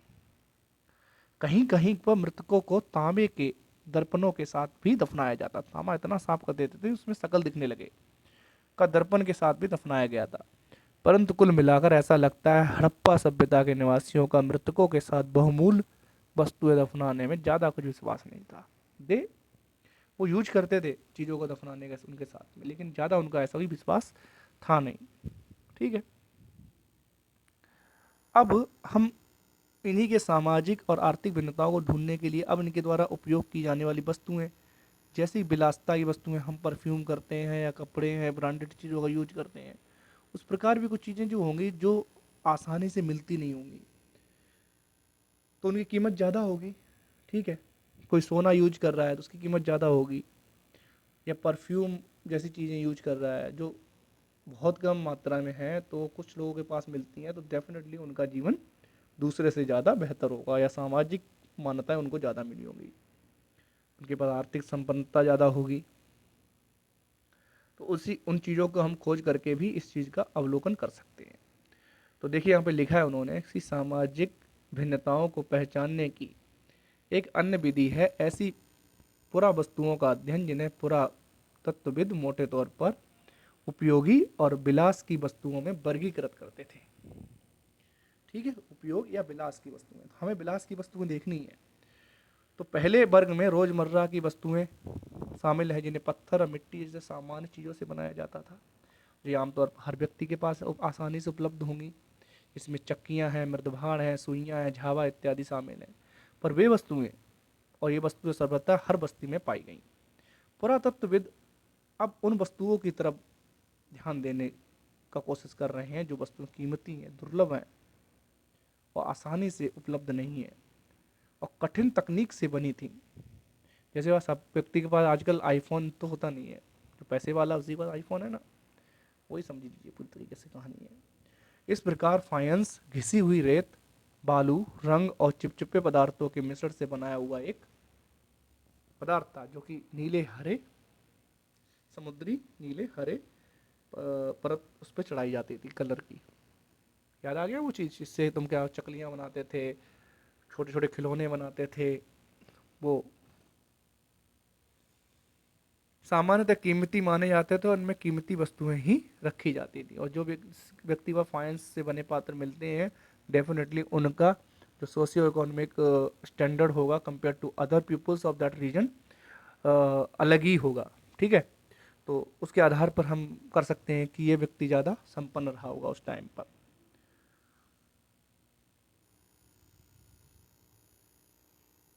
अब संचय शब्द का मतलब है ऐसी वस्तु, वस्तु जिसके अंदर हम कोई चीज़ रख सकें, जो महत्वपूर्ण चीज़ है, जो कि आप कीमती चीज़ है, उसको हम रखते हैं। ठीक है। अब यहाँ पे इन्होंने दिया हुआ है कि स्थिति और जटिल हो जाती है जब रोजमर्रा के प्रयोग की वस्तुएं जैसे तकलियाँ हैं, फाइंस जैसी दुर्लभ वस्तुएं पदार्थ से बनी मिलती हैं, क्या हम इनका बरीड उपयोगी या विलास की वस्तुओं के रूप में करें। यदि यह स्थिति जटिल हो सकती थी, लेकिन तब जटिल हो पाती जब अगर ये चीज़ें आसानी से मिल जाती। ठीक है। तो हम कैसे पहचानते, तो बड़ी डिफिकल्ट होती। तो बोलता है फाइंस से बनी वस्तुएं हमें बड़ी वस्तुओं में जैसे मोहनजोदड़ो है, हड़प्पा है, यहाँ से मिलती हैं। ये लाइन हम देख लेते हैं, जो मैंने देखो अंडरलाइन किया हुआ है, जो मेरा पहले से पढ़ा हुआ है, तो उसको मैं अंडरलाइन किया हूँ, वो महत्वपूर्ण है इसमें। मैं तो बस आपको बताता चला जा रहा हूँ कि क्या क्या चीज़ें कैसे कैसे होती हैं और किस तरीके से हमें याद रखनी चाहिए। यदि हम ऐसी पुरावस्तुओं के विवरण का अध्ययन करें तो हम पाते हैं कि महंगे पदार्थों से बनी दुर्लभ वस्तुएं सामान्यतः मोहनजोदड़ो, हड़प्पा, जो मैंने ऊपर आपको यहाँ पे दिया हुआ है, शॉर्ट नोट्स बने हुए मेरे, जब मैं खुद से जल्दी जल्दी पढ़ने की कोशिश करूँगा तो मैं बस रिकॉल करता जाऊँगा कि बड़ी वस्तुएं मोहनजोदड़ो, हड़प्पा, यहाँ से हमें फाइंस प्राप्त हुआ था। फाइंस किस लिए प्राप्त किया जा रहा था, कि हमें सामाजिक और आर्थिक अवलोकन करना था व्यक्तियों का, ये क्योंकि दुर्लभ और आसानी से नहीं मिलती थी, इसकी तकनीकी कठिन थी। ठीक है। तो मुख्य तौर पर फाइंस से बने लघु पात्र जो सामान्यतः सुगंधित पदार्थों के पात्र के रूप में प्रयुक्त होते थे, अधिकांश मोहनजोदड़ो और हड़प्पा से मिले हैं। काली वंगन जैसी छोटी वस्तुओं में तो बिल्कुल नहीं। सोना भी दुर्लभ था और आज की तरह कीमती था। हड़प्पा स्थलों से मिले सभी स्वर्ण आभूषण संचों से ही प्राप्त हुए हैं। ठीक है। अब एक साइट के बारे में जिसके बारे में मैंने पहले भी देखो पूछा भी है, चानू दाड़ो बहुत इंपॉर्टेंट साइट है। ये साइट एक फैक्ट्री कम हैबिटेट साइट थी, जहाँ पर मनकों का निर्माण होता था।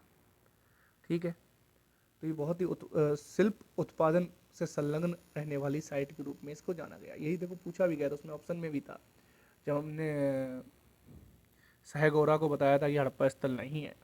बाकी ऑप्शन जो हमारे चानू दाड़ो था, कोटदीजी था, देसलपुर था, ये सभी क्या थे, हड़प्पा स्थल है। तो अब देखिए पूरी डिटेल में दिया गया है कि चानू दाड़ो क्यों फेमस था। चानू दाड़ो के बारे में, चानू दाड़ो कहाँ पे है, ये पाकिस्तान में है और लेफ्ट साइड में है सिंधु घाटी के, और नीचे है साउथ में, साउथ साइड में है मोहनजोदड़ो से। ठीक है, कुछ ऐसे याद रख लीजिए, कभी आपको अरेंज करने के लिए आ सकता है, left to right, right to left, या up to bottom, north to south, या वेस्ट टू ईस्ट, ऐसे अरेंज करने के लिए क्वेश्चन पूछ लेते हैं पीसीएस में खास तौर पर। तो शिल्प उत्पादन के विषय में जानकारी, मानचित्र चांदू दाड़ो को चिन्हित करिए, हमने आपको बता दिया कहाँ पे है ये। आइए, मोहनजोदड़ो से 125 हेक्टेयर की तुलना में एक छोटी सी बस्ती थी जो कि शिल्प उत्पादन से संग से जुड़ी हुई थी। शिल्प कार्यों में इनके मनके बनाना है, शंख की कटाई है, धातु कर्म है, मोहर बनाना है, बाट बनाना है आदि था। बीड सील मैन्युफैक्चरिंग, मोहरें बनाने, मनकों के निर्माण में प्रयुक्त पदार्थों में बहुत ज़्यादा डाइवर्सिटी थी। जो एक कार्नेलियन सुंदर लाल रंग का पत्थर था, ये लोथल से प्राप्त होता था। जेस्पर, सेप्टिक, क्वार्ट्ज तथा सेल खड़ी जैसे पत्थर, तामा ओमान और राजस्थान के खेतड़ी, कांसा जो कि टिन और तांबे को मिलाकर बनता है, सोने जैसी वस्तुएं जो कि कर्नाटक, शंख, फायंस और पक्की मिट्टी मतलब टेराकोटा सभी प्रकार के मनके बनाने में प्रयुक्त होते थे। कुछ मनके दो या दो से अधिक पत्थरों को जोड़कर बनाए जाते थे और कुछ सोने के टॉप वाले पत्थर के होते थे। इनमें कई आकार के होते थे जैसे चक्राकार, बेलनाकार, गोलाकार, ढोलाकार, खंडित। तो कभी क्वेश्चन इसके शिल्प के बारे में जब लिखने को आ जाए कभी, तो मनकों के बारे में आप इतनी डिटेल्स आप लिख सकते हैं जो आपको अलग से मार्क्स दिलाएगी। तो Chanhu Daro related to engage in craft productions. ठीक है, औजारों का मन निर्माण, आजकल आप देखो हाथ वाला बनाते हैं ना, उससे लाख से, तो साउथ राजस्थान में बड़ा फेमस है ये सब बनाना, कड़े अड़े बनाते हैं, तो किसे आसानी से बनाते हैं, उसी तरीके इस तरीके के औजारों का ही उपयोग करते हैं वो लोग भी बनाने के लिए। ठीक है, और जो मनके बनाए जाते थे उनको उत्कीर्णन है, चित्रकारी के माध्यम से उन्हें सजाया भी जाता था। मनके बनाने की तकनीक में प्रयुक्त पदार्थों के अंदर भी बहुत सारी हमें डाइवर्सिटी मिलती है। जैसे सेल खड़ी जो बहुत ही मुलायम पत्थर है पर आसानी से कार्य हो जाता था। कुछ मनके सेल खड़ी चूड़ के लेप को सांचे में ढालकर तैयार किए जाते थे। इसे ठोस पत्थरों से बनने वाले केवल ज्यामितीय आकार के विपरीत कई विविध आकारों के मनके सेल खड़ी से बनाए जा सकते थे।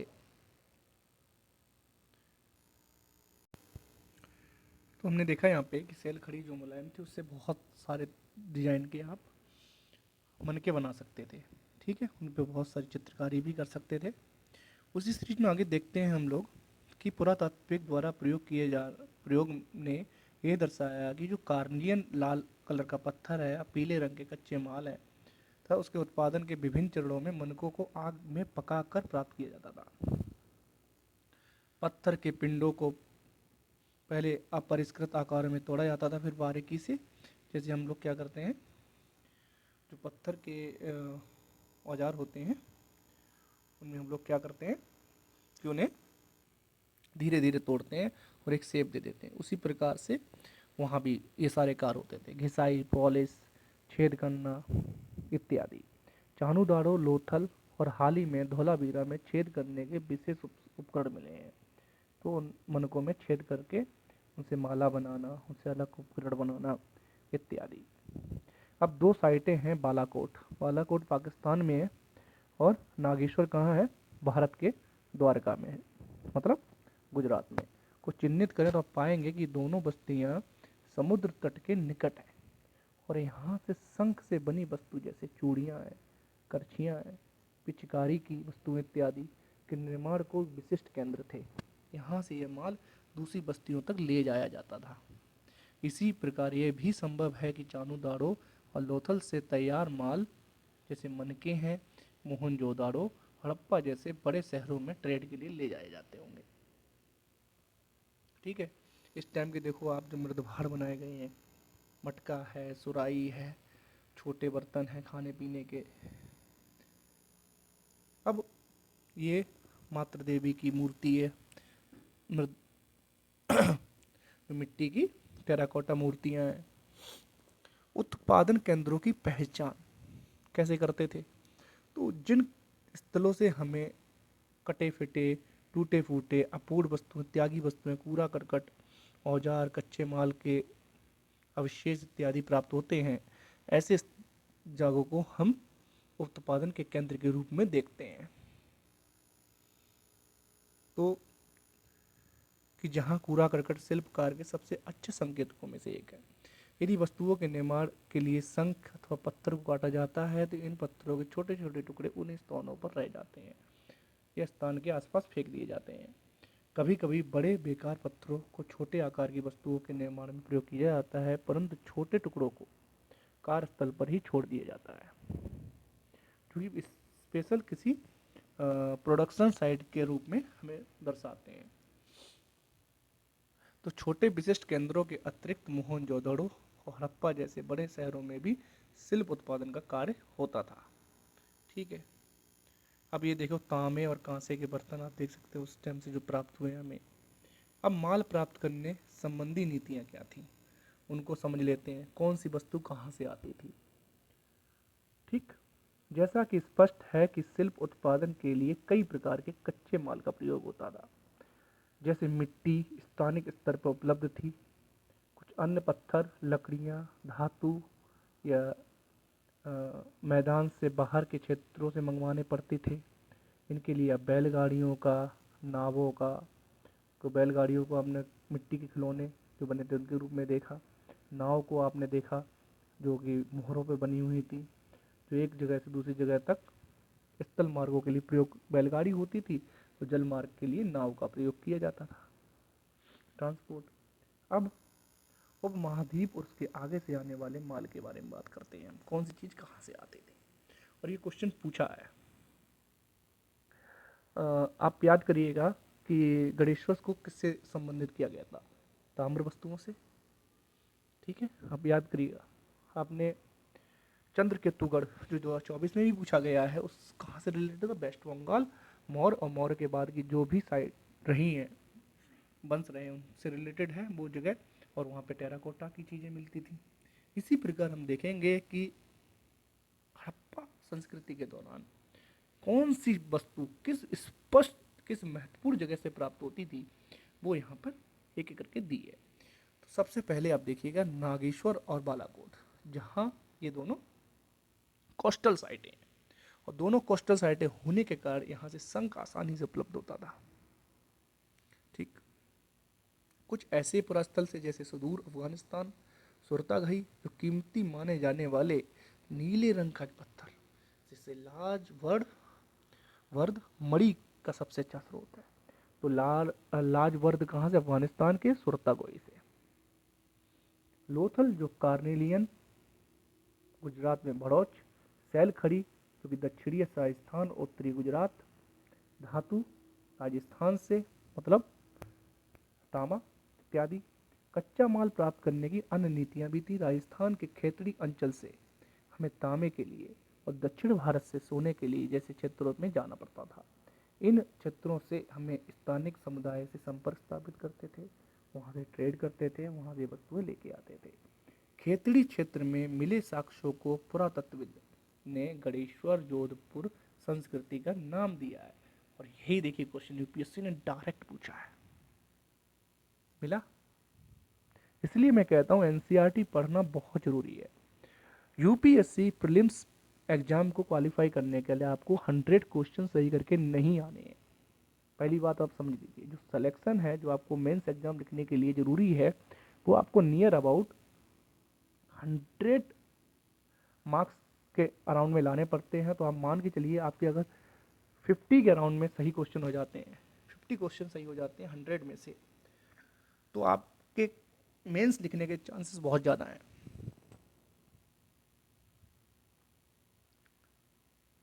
और वो कैसे होंगे, वो एनसीईआरटी को आप बार बार पढ़ेंगे और ऐसी चीज़ों को आपके दिमाग में रहेंगी। अब किसी ने सोचा भी नहीं होगा ये गणेश जोधपुर संस्कृति ऐसे लिखा हुआ लाइन लिखी हुई है और यहीं से यूपीएससी डायरेक्ट क्वेश्चन पूछ लेगा। तो इतनी क्लियरिटी जब आपके दिमाग में आ जाएगी, सब लोग बोलते हैं एनसीईआरटी पढ़ना बेकार है, ये है, मैं कहता हूँ कभी भी बेस्ट नहीं है एनसीईआरटी पढ़ना। एनसीईआरटी पढ़ना बहुत ज़रूरी है और बहुत ही आराम से पढ़िएगा इसको, मज़े लेते हुए पढ़िएगा, कोई भी रट्टा नहीं मारना इसमें। अब अगर आप एनसीईआरटी को रटने की कोशिश करेंगे तो फिर आप फंस जाएंगे। आप इसको मज़े लेते हुए पढ़िए, उसके पैटर्न को समझिए, यूपीएससी की प्रीलिम्स में कैसे क्वेश्चन वो पूछते हैं, और जब उस तरीके के क्वेश्चन या उस तरीके के यहाँ पे कोई चीज़ दिखे तो उस पर फोकस हो जाइए। तो इसीलिए मैंने कहा था कि मैं जब बेसिक लेवल का क्लास 6 के एनसीईआरटी पढ़ूंगा, क्वेश्चन कराऊंगा, तो वहाँ से मेरा माइंडसेट डेवलप हो जाता है कि यूपीएससी ऐसे क्वेश्चन पूछ लेगा। इसीलिए हमें देखो खेतड़ी अंचल, दक्षिणी भारत, नागेश्वर, बालाकोट पर मैं जोर क्यों दे रहा हूँ कि अभी तक इन्होंने नहीं पूछा है। आने वाले 25, 26, 27 में ये क्वेश्चन पूछा जा सकता है। सुर तक हो ही नहीं पूछा है, ये भी पूछ सकते हैं। ठीक है, आगे बढ़ते हैं। अब देखिए, इस संस्कृति के विशिष्ट मृदभाड़ हड़प्पाई मृदभाड़ों से थोड़े भिन्न थे। दो संस्कृतियों को अलग करने के लिए हमने उनके मृदभाड़ों का उपयोग किया है। ठीक है, इस क्षेत्र के निवासी हड़प्पा सभ्यता के लोगों को तांबा बेचते थे। ठीक है, किसके लिए प्रसिद्ध था? तांबे के लिए। अब ये मैप देखिएगा, यहाँ पर हड़प्पाई लोग कहाँ रह रहे हैं? इस जगह पे। ये रहा हड़प्पाई रीजन। ठीक है, और हड़प्पाई रीजन कहाँ कहाँ से ट्रेड कर रहा है? ओमान से कर रहा है, एक दिलमुन जिसे बहरीन द्वीप कहते हैं, और कहाँ से कर रहा है? उसके ऊपर का रीजन आप मान लीजिए यहाँ से कर रहा है, अफगानिस्तान का सुरतगोई से कर रहा है। ठीक है, लोथल, और नीचे यहाँ चले जाएंगे साउथ में, यहाँ से सोना उठा रहा है। ठीक है, चलिए, तो सुदूर क्षेत्रों से संपर्क और वहाँ से क्या क्या चीज़ें मंगा रहे हैं ये देख लेते हैं। हाल ही में हुए पुरातात्विक खोज इंगित करती हैं कि तांबा संभवतः अरब प्रायद्वीप से दक्षिणी पश्चिमी छोर पर स्थित ओमान ओमान से लाया जाता था। तांबा मैंने आपको पहले ही बताया था। रासायनिक विश्लेषण में इसमें निकिल प्राप्त होता है। यही निकिल हमें कहाँ से मिलता है? मेसोपोटामिया से जो तांबा था उसमें भी ये पाया जाता है। यहाँ पर एक विशिष्ट प्रकार के मर्तमान जो मिला है, जो हड़प्पाई एरिया का, जिसे काली मिट्टी की परत से चढ़ाई गई है। ऐसी मोटी परतें तरल पदार्थों को, रिसाव को कम करने के लिए यूज की जाती थी। ठीक है,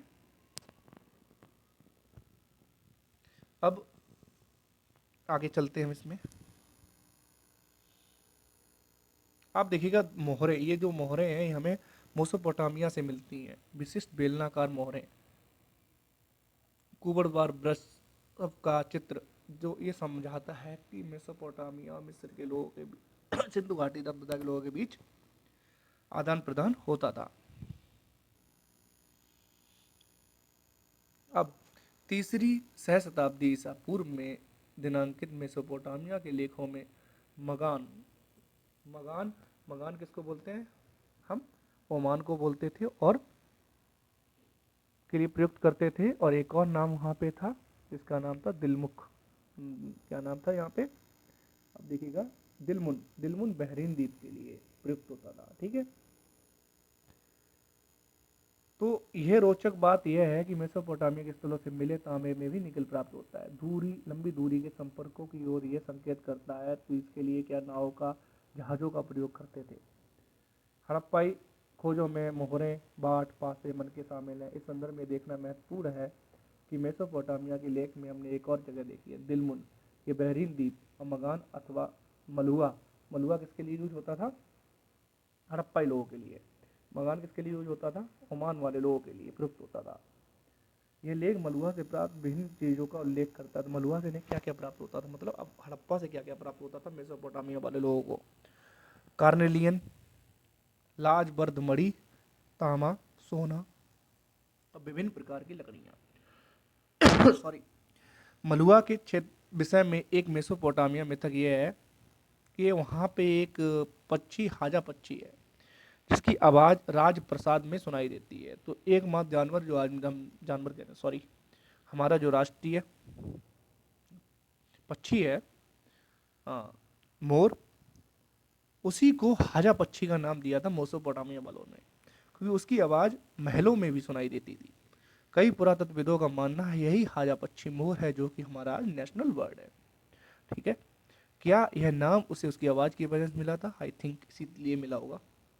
तो मेसोपोटामिया के लोग मलुआ, मतलब हड़प्पाई लोगों को नाविकों का देश बोलते थे।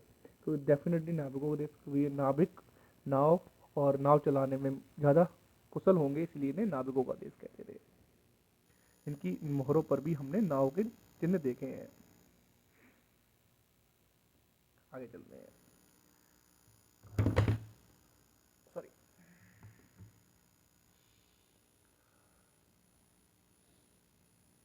अब आप यहाँ पे देख सकते हैं एक प्राचीन सूचना पत्र के अक्षर बने हुए हैं, सांकेतिक अक्षर बने हैं, इन्हें अभी तक पढ़ा नहीं जा सका है, इनका क्या मतलब है। तो अब हम आगे बढ़ते हैं और हड़प्पा सभ्यता से जुड़ी हुई जो कला की चीज़ है उनमें मोहरें थी, लिपि है, और मोहरों पे जो लिखी लिपि है, बाट है, इनके बारे में देखते हैं। बाट तो हमने पहले ही देखा था, किस पत्थर से बनाया जाता था? चाट पत्थर से। मोहरें सेलखड़ी से बनाई जाती थी। मोहरों का प्रयोग मुद्रांकन के लिए किया जाता था, मोहरबंदी के लिए किया जाता था। ठीक है। मोहरों पर बहुत सारी ऐसी चीज़ें हमें, जैसे एक योगी की तस्वीर भी दिखाई देती है जो वहाँ पर उसके चारों तरफ पशु पक्षी बैठे हुए हैं। तो और बाट इस बात की तरफ इशारा करते हैं कि वहाँ ट्रेड होता था, लोगों को चीज़ें तौल ओल के दी जाती थी। ठीक है। ट्रेड की बेहद ही विशेषताएँ हैं। जरूरी मोहरों और मुद्रांकन का प्रयोग लंबी दूरी के संपर्कों को सुविधाजनक बनाने के लिए होता था। कल्पना कीजिए, हमने वही मोहरबंदी, तो एक थैले को भेजना है, मुख रस्सी से बांध दिया गया है, गांठ पर थोड़ी सी मिट्टी ली गई, उसे मोहर से दबा दिया गया। अगर मोहर पे पड़ी छाप पड़ी रहेगी तो तब पहुंचने पर वो मुद्रांकन अक्षुण रहती है, मतलब नुकसान नहीं पहुंचता। इसका मतलब उस थैले के साथ कोई भी चीज़ छेड़छाड़ नहीं की गई है। उसी प्रकार एक रहस्यमय लिपि, सामान्यतः हड़प्पाई मोहरों में पर एक पंक्ति में कुछ लिखा होता है जो संभवतः मालिक के नाम या ओहदे या पदवी को दर्शाता है। ये बात अभी हमें नहीं पता क्या संभव, हम एक संभावना जता रहे हैं। विद्वानों ने यह भी सुझाव दिया है कि इन पर बना चित्र आमतौर पर एक जानवर है, तो अनपढ़ लोगों के लिए भी आसानी हो जाती थी, सांकेतिक रूप में उसका अर्थ समझ जाते होंगे। अधिकांश अभिलेख संक्षिप्त हैं, सबसे लंबा जो अभिलेख मिला है उसमें 26 चिन्ह है। हालांकि यह लिपि आज तक, हमने पहले ही बताया, अभी तक पढ़ी नहीं जा सकी है, जिसके कारण हमें हड़प्पाई लोगों के बारे में बहुत ज़्यादा जानकारी नहीं है। फिर भी इनकी वर्णमालीय नहीं थी, क्योंकि प्रत्येक चिन्ह की संख्या कहीं अधिक है, 375 से 400 के बीच थी। ऐसा प्रतीत होता है कि लिपि, अब पूछा जा सकता है किधर से किधर लिखी जाती थी, तो ऐसा प्रतीत प्रतीत हो रहा है। संभावना क्लियरिटी नहीं है, तो क्वेश्चन कभी भी यूपीएससी इसको नहीं बनाएगा। ठीक है, या तो उसको फिर निगेटिव करके देगा कि वो एकदम स्पष्ट करके लिख देगा कि भैया ऐसे ऐसे ही लिखी जाती थी, बाईं से दाईं ओर लिखी जाती थी, ये स्टेटमेंट गलत हो जाएगा। संभावना यही है कि वो दाईं से बाईं ओर लिखी जाती थी, क्योंकि कुछ मोहरों पर दाईं ओर अंतराल चौड़ा है और बाईं ओर संकुचित है। ठीक है, जिससे लगता है कि उत्कीर्ण ने दाईं ओर से लिखना आराम किया होगा, बाद में इधर जगह कम पड़ गई होगी। वैज्ञानिक तरीका निकाला है कि किधर से किधर लिखने का देख के। अब हम उन विभिन्न प्रकार की वस्तुओं को देखते हैं जिन पर लिखावट मिली है। मोहरे हैं, तांबे के औजार हैं, मर्तमानों के आवंट है, तांबे हैं, मिट्टी की लघु पट्टिकाएं हैं, आभूषण हैं, अस्थि छड़े हैं, यहाँ तक कि एक प्राचीन सूचना पट्ट भी है। याद हमें यही रखना है कि जो चीज़ें नष्ट प्राय वस्तुएं थी वो हमें उनके बारे में कोई जानकारी नहीं है। अब हम बात करते हैं बाट की। विभिन्न बाटों की एक लघु और प्रशुद्ध प्रणाली नियंत्रित थी। ये बाट सामान्यतः एक चर्ट नामक पत्थर से बनाए जाते थे, आमतौर पर एक किसी भी तरीके के निशान से रहित एक घनाकार होते थे। इन बाटों के निचले मानदंड द्वि आधारी 1, 2, 4, 8, 16, 32 अर्थात 1208 800 तक के थे, जबकि ऊपरी मानदंड दशमलव प्रणाली का अनुसरण करते थे। छोटे बाटों का प्रयोग संभवतः आभूषणों और मनकों को तौलने में किया जाता होगा, जबकि बड़े का उपयोग धातु से बने तराजू में मिले हैं। धातु से बने तराजू भी हमें यहाँ से मिले हैं इस सभ्यता से, तो जो वेट करने के लिए यूज होता था। अब इसमें आता है एक पुरोहित राजा के बारे में हमें थोड़ी जानकारी और देनी है। तो यहाँ पे हम देखते हैं प्राचीन सत्ता किसके पास थी, कोई राजा था या अलग अलग, जैसे हड़प्पा मोहनजोदड़ो में अलग अलग लोग शासन कर रहे थे, या पूरे एक संस्कृति का कोई एक केंद्रीय राजा था जो पूरी सभ्यता को, पूरे आसपास के जितने भी उससे जुड़े हुए क्षेत्र हैं, स्थल हैं, उन पर शासन करता था। तो इस चीज़ को हम जानने के लिए देखते हैं कि हड़प्पाई समाज में जटिल फैसले और उन्हें क्रियान्वयन करने के लिए कौन काम कर रहा था। तो हम देखते हैं हड़प्पाई वस्तुओं में एक असाधारण समानता हमें देखने को मिलती है। चाहे हम मोहरे दे ले लें, चाहे हम मृदभाड़ ले लें, चाहे हम बाँट ले लें, चाहे ईंट ले लें, और देखें उनका उत्पादन स्पष्ट रूप से किसी एक केंद्र पर नहीं होता था, लेकिन जम्मू से लेकर गुजरात तक इनमें एक समान अनुपात था ईंटों में। हमने ये भी देखा कि अलग अलग कारणों से बस्तियां विशेष स्थानों पर आवश्यकता अनुसार स्थापित की गई थी, और ईंट बनाने, विशाल दीवारों तथा चौतरे के निर्माण के लिए श्रम संगठित करना, ये सारा काम किसी एक बड़े साम्राज्य की तरफ इशारा करता है। तो अब बात आती है कि यहाँ के जो शासक कौन था। बड़े बड़े राजमहल नहीं, वहाँ से महल प्राप्त नहीं हुए हैं हमें हड़प्पा की सभ्यता से। तो एक क्वेश्चन ये भी पूछा गया है यूपीएससी ने कि हड़प्पा खुदाई में हमने महल जैसी कोई चीज़ नहीं मिली है, तो राजा जैसा कॉन्सेप्ट था भी कि नहीं था वहाँ पे। मंदिर नहीं मिले हैं, तो क्या वहाँ पे कोई पूजा नहीं करता था? तो हमने कहा पूजा करते थे, देवी देवता की पूजा करते थे, मात्र मतलब उर्वरकता की देवी की पूजा करते थे, वो प्रकृति की पूजा करते थे, प्रकृति पूजक थे, यज्ञ भी करते थे। लेकिन मंदिरों को चीज़ें नहीं मिली हमें, महल नहीं मिले। तो उसी के बारे में देखना है कि ये इसमें क्या कहते हैं। जैसे एक पुरोहित राजा, एक व्यक्ति जो सुंदर सा एक शॉल ओढ़े हुए है, एक अच्छा सा चेहरा बनाया हुआ है, तो इतनी अच्छी मूर्ति किसकी बनाई गई होगी? किसी राजा की ही बनती है। जैसे हम उसकी मूर्ति ले लें, कनिष्क की बिना सिर की मूर्ति मथुरा में मिली है, या और किसी बड़े राजा की मूर्ति ले लें, तो हम मूर्तियाँ उन्हीं विशिष्ट व्यक्तियों की बनाई जाती हैं। तो जो ये एक मूर्ति हमें मिलती है जो एक विशिष्टता की तरफ इशारा कर रही है कि इस क्षेत्र में कोई ना कोई राजा होगा। तो अलग अलग जगह स्थलों के अलग अलग राजा थे कि एक ही थे? तो जैसी एक रूपता दिखती है तो लग रहा है कि कोई एक केंद्रीकृत राजा होगा। उसी को हम देखते हैं इसमें क्या लिया हुआ है कि सत्ता के केंद्र और सत्ताधारी लोगों के विषय में पुरातात्विक विवरण हमें कोई त्वरित उत्तर नहीं देते हैं।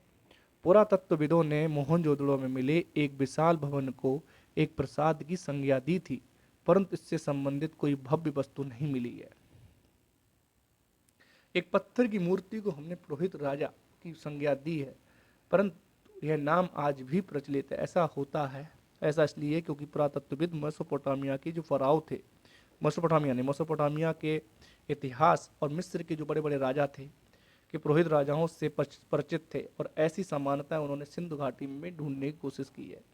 लेकिन जैसा हम देखेंगे कि हड़प्पा सभ्यता के अनुष्ठानिक प्रथाएं अभी तक सही तरीके से समझी नहीं जा सकी हैं, और ना ही यह जानने के लिए साधन उपलब्ध हैं, ना ही इस लिपि को पढ़ा जा सका है। तो क्या इनके पास कोई क्या जो लोग इन अनुष्ठानों का निष्पादन करते थे उनके पास कोई राजनीतिक सत्ता थी? कुछ पुरातत्वविद इस मत के हैं कि हड़प्पाई समाज में शासक नहीं थे, बल्कि एक सामाजिक स्थिति सभी की समान थी। दूसरे ये मानते हैं कि यहाँ एक नहीं बल्कि कई शासक थे। लेकिन जब हम ऐसा ऐसा तर्क देते हैं तो हम कुछ और ये तर्क देते हैं कि एक ही राज्य था, जैसा कि पुरातत्व वस्तुओं से हमें स्पष्ट हो रहा है कि नियोजित वस्तुएं बस्तियां बसाई जा रही हैं हर जगह पर। ईंटों के आकार में एक निश्चितता है, चाहे जम्मू से लेकर गुजरात तक चले जाइए। बस्तियों के कच्चे माल के स्रोतों के समीप स्थापित होने से स्पष्ट है कि अभी तक की स्थिति में अंतिम परिकल्पना सबसे युक्ति संगत प्रतीत होती है, यही कि एक ही राजा होगा, एक केंद्रीकृत शासन था, क्योंकि कथापि यह संभव नहीं है कि पूरे के पूरे समुदाय द्वारा इकट्ठे ऐसे जटिल निर्णय लिए और कार्य क्रियान्वित किए जा सकते हैं। उसके लिए कुछ न कुछ कोई राजा महाराजा जैसा कॉन्सेप्ट जरूर होगा, कुछ विशिष्ट व्यक्ति जरूर रहे होंगे। अब इस सभ्यता का अंत कैसे हो गया? हमने बोला था कोई कैलेमिटीज आ गई थी, कोई महामारी फैल गई थी, कोई आक्रमण हो गया था। तो ज़्यादा संभावना इसी की है कि कोई बड़ी महामारी या कैलामिटीज, प्राकृतिक आपदा ने इस पूरी सभ्यता को खत्म कर दिया। कि ऐसे साक्ष्य मिले हैं जिनके अनुसार लगभग 1800 ईसा पूर्व तक चोलिस्तान जैसे क्षेत्रों में अधिकांश विकसित हड़प्पाई सभ्यताओं को त्याग दिया गया। इसके साथ ही गुजरात, हरियाणा, पश्चिमी उत्तर प्रदेश की नई बस्तियों में आबादी बढ़ने लगी थी, लोग शिफ्ट होने लगे थे वहाँ से। इसका मतलब क्लाइमेट चेंज, जलवायु परिवर्तन।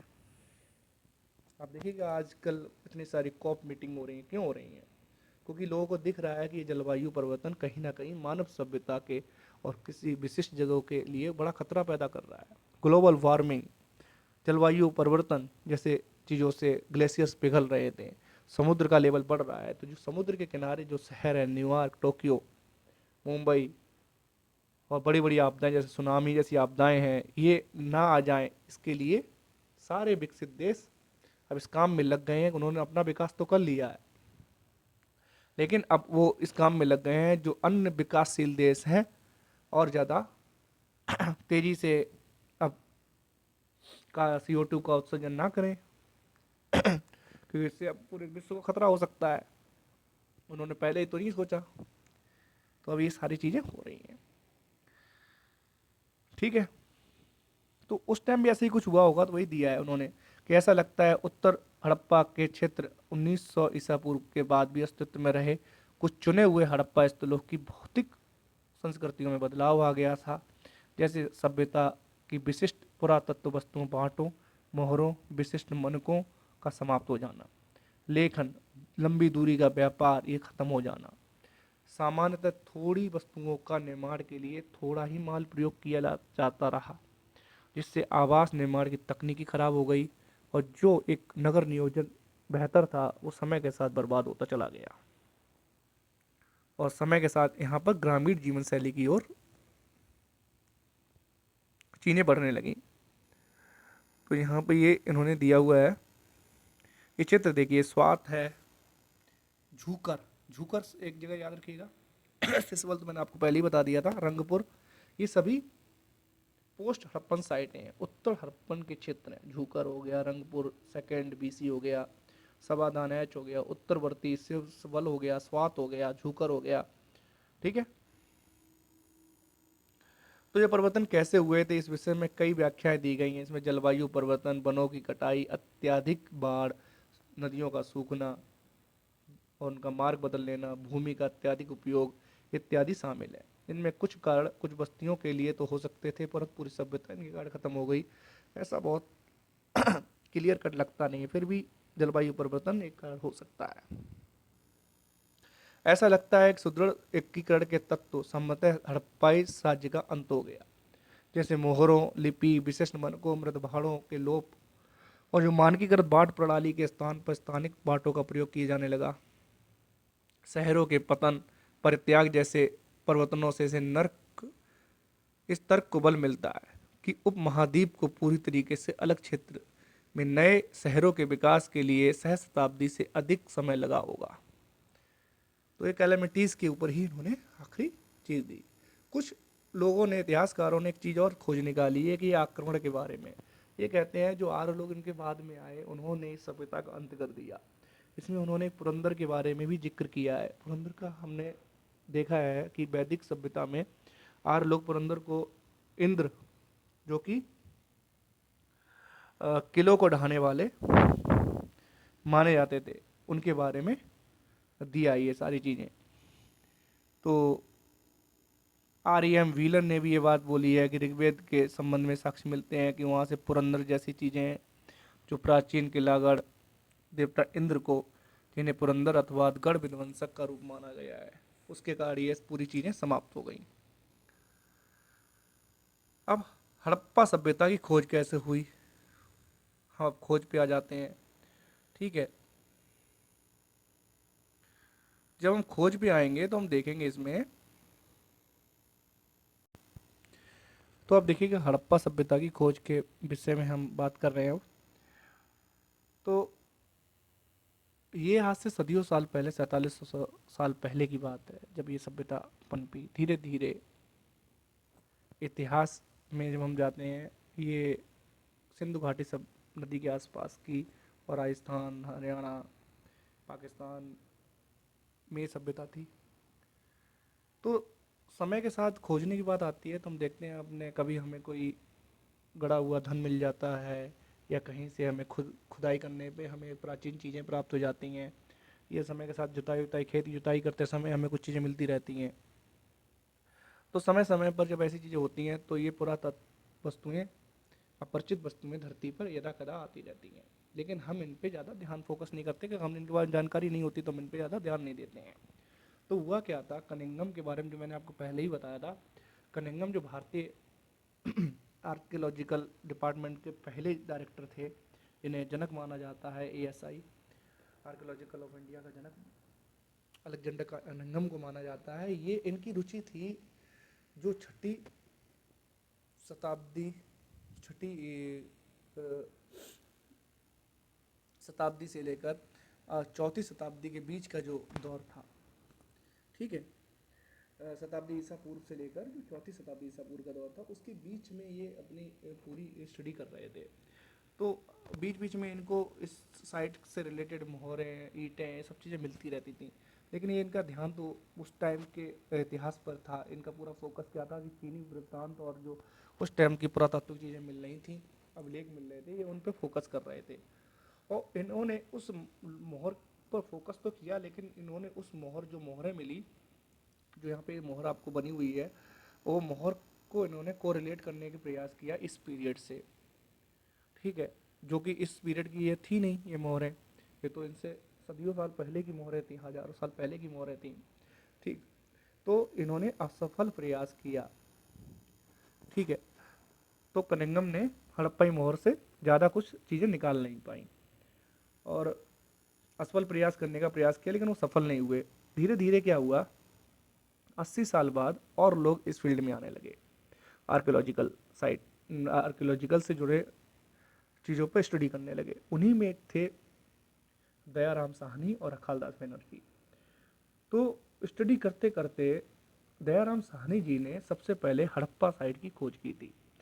ठीक है, 1920 के नियर अबाउट हड़प्पा की मोहरें निकाली, और उन्होंने देखा ऐसी मोहरें और जगह से भी प्राप्त हो रही हैं। तब सबको पता लगा कि ये एक बहुत ही महत्वपूर्ण सभ्यता है, जिसकी खोज हमें करनी चाहिए। फिर इससे रिलेटेड और साइटों की खोज होने लगी। फिर अखालदास बनर्जी जी ने मोहनजोदड़ो की खोज करी, और दोनों ही साइट्स एक जैसी चीज़ें वहाँ से मिली, मोहरें एक जैसी मिली, ईंटों का नाप, मृदभार। तो उन्होंने देखा कि ये सभ्यता इस नदी के किनारे किनारे विकसित हुई थी, और इससे बाहर भी विकसित होने लगी। ठीक है, तो इन्हीं खोजों के आधार पर 1924 में भारतीय पुरातात्विक सर्वेक्षण के डायरेक्टर थे जनरल जॉन मार्शल। उन्होंने विश्व के समक्ष सिंधु घाटी में एक नवीन सभ्यता की घोषणा कर दी, और कहा एक हमें नई सभ्यता मिली है। और कहा, इसी बात को देखो, एस एन राव ने क्या लिखा है, the story of Indian archaeology में लिखा है, एक बुक उन्होंने लिखी है, the story of Indian archaeology, कि जॉन मार्शल ने भारत को जहाँ पाया था उससे सैकड़ों 3000 वर्ष पीछे जाके छोड़ा, हमें उस दौर में लेके गए जिसकी किसी ने कल्पना नहीं की थी। ऐसा इसलिए था कि मेसोपोटामिया के पुरास्थल में हुए उत्खननों से पुरा हड़प्पाई पुरास्थलों में मिली मोहरों जैसी, पर तब तक पहचानी ना जा सकी थी मोहरें मिली थी। इस प्रकार विश्व को न केवल एक नई सभ्यता की जानकारी मिली, बल्कि मेसोपोटामिया के ये समकालीन भी थी। भारतीय पुरातात्विक सर्वेक्षण के डायरेक्टर जनरल के रूप में जॉन मार्शल का कार्यकाल वास्तव में भारतीय पुरातत्व में एक व्यापक परिवर्तन काल था। वे भारत में कार्य करने वाले पहले पेशेवर पुरातत्वविद थे और वे वहीं यहाँ यूनान और क्रिट में अपने कार्यों का अनुभव साथ में लेकर आए थे। ठीक है। अब पुरास्थल और टीले स्तर क्या होते हैं? पुरातात्विक पुरास्थल वस्तुओं और संरचनाओं के निर्माण प्रयोग में किए त्याग दिए जाने वाले से बनते हैं, वस्तुओं से बनते हैं पुरास्थल। फिर इनका हम क्या करते हैं, जब लोग एक ही स्थान पर नियमित रूप से रहते हैं तो भूमि खंड के अनवरत प्रयोग से एक लेयर बाई लेयर आवासीय मलबों का निर्माण होता है, जिसे हम टीला कहते हैं। ठीक है, ये चीज़ दी हुई है वहाँ पे। अब हम थोड़ा आगे बढ़ेंगे इसमें चैप्टर में। फिर आप देखिएगा कि मार्शल पुरा स्थल के स्तर विन्यास को पूरी तरह अनदेखा कर पूरे टीले के समान परिमाण वाली नियमित क्षैतिज मतलब हॉरिजॉन्टल इकाइयों के साथ साथ उत्खनन करने का प्रयास करते रहे, जिसका अर्थ यह हुआ कि अलग अलग स्तरों में संबद्ध होने पर एक इकाई विशेष में सभी पुरातन वस्तुओं को सामूहिक रूप से वर्गीकृत किया जा सकता था कालखंड के आधार। सबसे ऊपर नवीन, उससे नीचे उससे पुरानी, उससे नीचे उससे पुरानी, इस प्रकार से।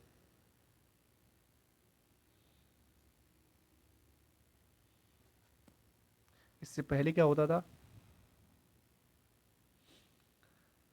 कि अगर हम उसको हॉरिजॉन्टल की जगह वर्टिकली अगर उसको खोद देते ऊपर से सीधा नीचे, तो बहुत सारे कालखंड से जुड़ी हुई चीज़ें लुप्त हो सकती थी। ठीक है। अब बात आता है नई टेक्निक आई। नई टेक्निक ने क्या किया, खुदाई का जो तरीका अपनाया, उस तरीके ने और जानकारी प्रदान की हमें उस क्षेत्र के बारे में। तो उनसे जुड़े हुए एक और पुरातात्विक फील्ड से जुड़े हुए हैं, वो हैं IEM व्हीलर, REM व्हीलर। तो 1944 में भारतीय पुरातात्विक सर्वेक्षण के डायरेक्टर जनरल बने REM व्हीलर ने इस प्रश्न का निदान कर दिया। तो हम पूरे आपको देखो डिटेल में आपको ये सब बताते इसलिए जा रहे हैं, हम जल्दी से आगे जा सकते हैं, क्योंकि इससे हमें क्या चीज़ें पता लग रही हैं कि कैसे कैसे खोज हुई हड़प्पा सभ्यता की, कौन कौन से जुड़ा हुआ था। कनिंगम जुड़े हुए थे। जॉन मार्शल ने तो घोषणा तक इसकी कर डाली। कनिंगम समझ नहीं पाए, जॉन मार्शल घोषणा करते हैं और व्हीलर उसको और एडवांस लेवल पे लेके जाएंगे। दयाराम साहनी और अखालदास बनर्जी दो महत्वपूर्ण व्यक्ति, भारतीय महत्वपूर्ण व्यक्ति थे जिन्होंने इस सभ्यता की खोज में अपना महत्वपूर्ण योगदान दिया था। तो ये चीज़ें हमें इसीलिए पढ़नी है। ठीक है। REM व्हीलर 1944 में बने और इस समस्या का निदान किया। व्हीलर ने पहचाना कि एक समान क्षैतिज इकाइयों के आधार पर खुदाई की बजाय टीले के स्तर विन्यास का अनुसरण करना अधिक आवश्यक है। साथ ही सेना के पूर्व वर्ग ब्रिगेडियर के रूप में उन्होंने पुरातत्व की पद्धति में सैनिक डिसिप्लिन भी लेके आई। हड़प्पा सभ्यता की भौगोलिक सीमाओं का आज भी राष्ट्रीय सीमाओं से थोड़ा या कोई संबंध नहीं है, लेकिन उपमहाद्वीप के पहली साइट थी जिसको खोजा गया था, जिसके कारण इस पूरी सभ्यता को हड़प्पा सभ्यता के नाम से जाना जाता है। तो भारत में भी पुरा स्थलों के चिन्हित करने का प्रयास किया। कच्छ में भी बहुत सारी पुरास्थल बस्तियां पाई गई, पंजाब में, हरियाणा में, राजस्थान में। ठीक है।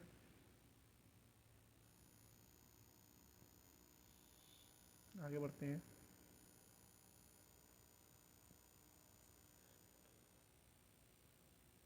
अतीत को जोड़कर पूरा करने की समस्याएं क्या है? जैसे कि हमने देखा है कि हड़प्पाई लिपि से इस प्राचीन सभ्यता को जानने से हमें कोई मदद नहीं मिलती है, बल्कि एक भौतिक साक्ष्य है जो पुरातत्वविदों को हड़प्पाई जीवन को ठीक प्रकार से पुनर्निर्मित करने में सहायक होते हैं। ये वस्तुएं थीं मृदभाड़, औजार, आभूषण, घरेलू सामान हो सकते थे, कपड़ा, चमड़ा, लकड़ी, सरकंडे जैसे जैविक पदार्थ सामान्यतः सड़ जाते हैं, विशेष रूप से उपकटबंधीय क्षेत्रों में। जो वस्तुएं बच जाती हैं वे पत्थर होंगी या पकी मिट्टी होंगी या धातु होंगी। यह भी याद रखना है केवल टूटी हुई अथवा अनुपयोगी वस्तुएं ही फेंकी जाती थीं। अन्य वस्तुएं संभवतः पुनः चक्रित की जाती रही होंगी। परिणाम स्वरूप जो बहुमूल्य वस्तुएं अक्षत अवस्था में मिलती हैं, या तो वो वास्तव में खो गई थी या उन्हें संचय के पश्चात दोबारा कभी खोज ही नहीं पाए। अन्य शब्दों में कुछ खोजें प्रारूपिक की बजाय संयोगिक होती हैं। खोजों का वर्गीकरण कर लेते हैं। पुरातत्वों की पुनः प्राप्ति पुरातात्विक उद्यम का आरंभ मात्र है। इसके बाद पुरातत्वविद अपनी खोजों को वर्गीकृत करते हैं। वर्गीकरण का एक सामान्य सिद्धांत है, जैसे पत्थर की मिट्टी की, धातु की, अस्थि की, हाथी की आदि के संबंध में। दूसरा अधिक जटिल है उनकी उपयोगिता के आधार पर। पहले तो हमने उसके किस मटेरियल से बना उसके आधार पर कर लिया। अब जो चीज़ें मिली वो उसका क्या उपयोग होता होगा उस दौर में, उसके आधार पर पुरातत्वविदों को यह तय करना होता है कि उदाहरणतः कोई पुरा वस्तु एक औजार है या आभूषण है, या दोनों है, या किसी अनुष्ठानिक कार्यक्रम में इसका प्रयोग होता होगा। सब अनुमान के आधार पर ही तो है। किसी पुरावस्तु की उपयोगिता को समझ अक्सर आधुनिक समझ के साथ लगाया जाता है और उससे ही उनकी समानता की जाती है। मन के चक्कियां, पत्थर के फलक, पात्र इसके स्पष्ट उदाहरण है। पुरातत्वविद किसी पुरावस्तु की उपयोगिता को समझने का प्रयास उन संदर्भ के परीक्षण के माध्यम से भी करते हैं जिसमें वह मिली हैं। क्या वे घर में मिली हैं, क्या वे समाधान में मिली हैं, क्या वो भट्टी में मिली हैं, क्या वो नाले में मिली हैं, उसके आधार पर भी करते हैं। कभी कभी पुरातत्वविदों को अप्रत्यक्ष साक्ष्यों का भी सहारा लेना पड़ता है। उदाहरण के लिए कुछ हड़प्पा स्थलों के कपास के टुकड़े मिले हैं, पर पहनावे के विषय में जानने के लिए अप्रत्यक्ष उदाहरण, जैसे कि जो पुजारी राजपुरोहित, जो पुरोहित राजा की तस्वीर मिलती है जिसमें वो कढ़ाईदार शॉल पहने हुए हैं, उस पर निर्भर रहना पड़ता है हमें।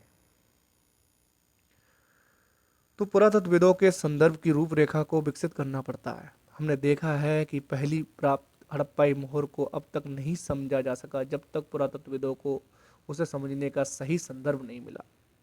सांस्कृतिक अनुक्रम जिसमें वह मिली थी या मोसोपोटामिया में हुई खोज की तुलना दोनों के संबंध में, जब तक हमें उनका रेफरेंस सही नहीं मिला, हमने समझ नहीं पाया उसको, उसका कोई मतलब नहीं था। अब व्याख्या करते समय क्या क्या हमें समस्याएं आती हैं वो ध्यान से समझ लीजिएगा। यहाँ देखिए एक मातृ देवी की मूर्ति है, नीचे एक आध शिव, इसमें देखिए आधे शिव हैं, उनकी लेफ्ट साइड में गेड़ा है, हाथी है, इधर बाघ है, हाथी है, इधर गेड़ा है, बैल है, नीचे हिरन बैठे हुए हैं, ऊपर सांकेतिक भाषा लिखी हुई है।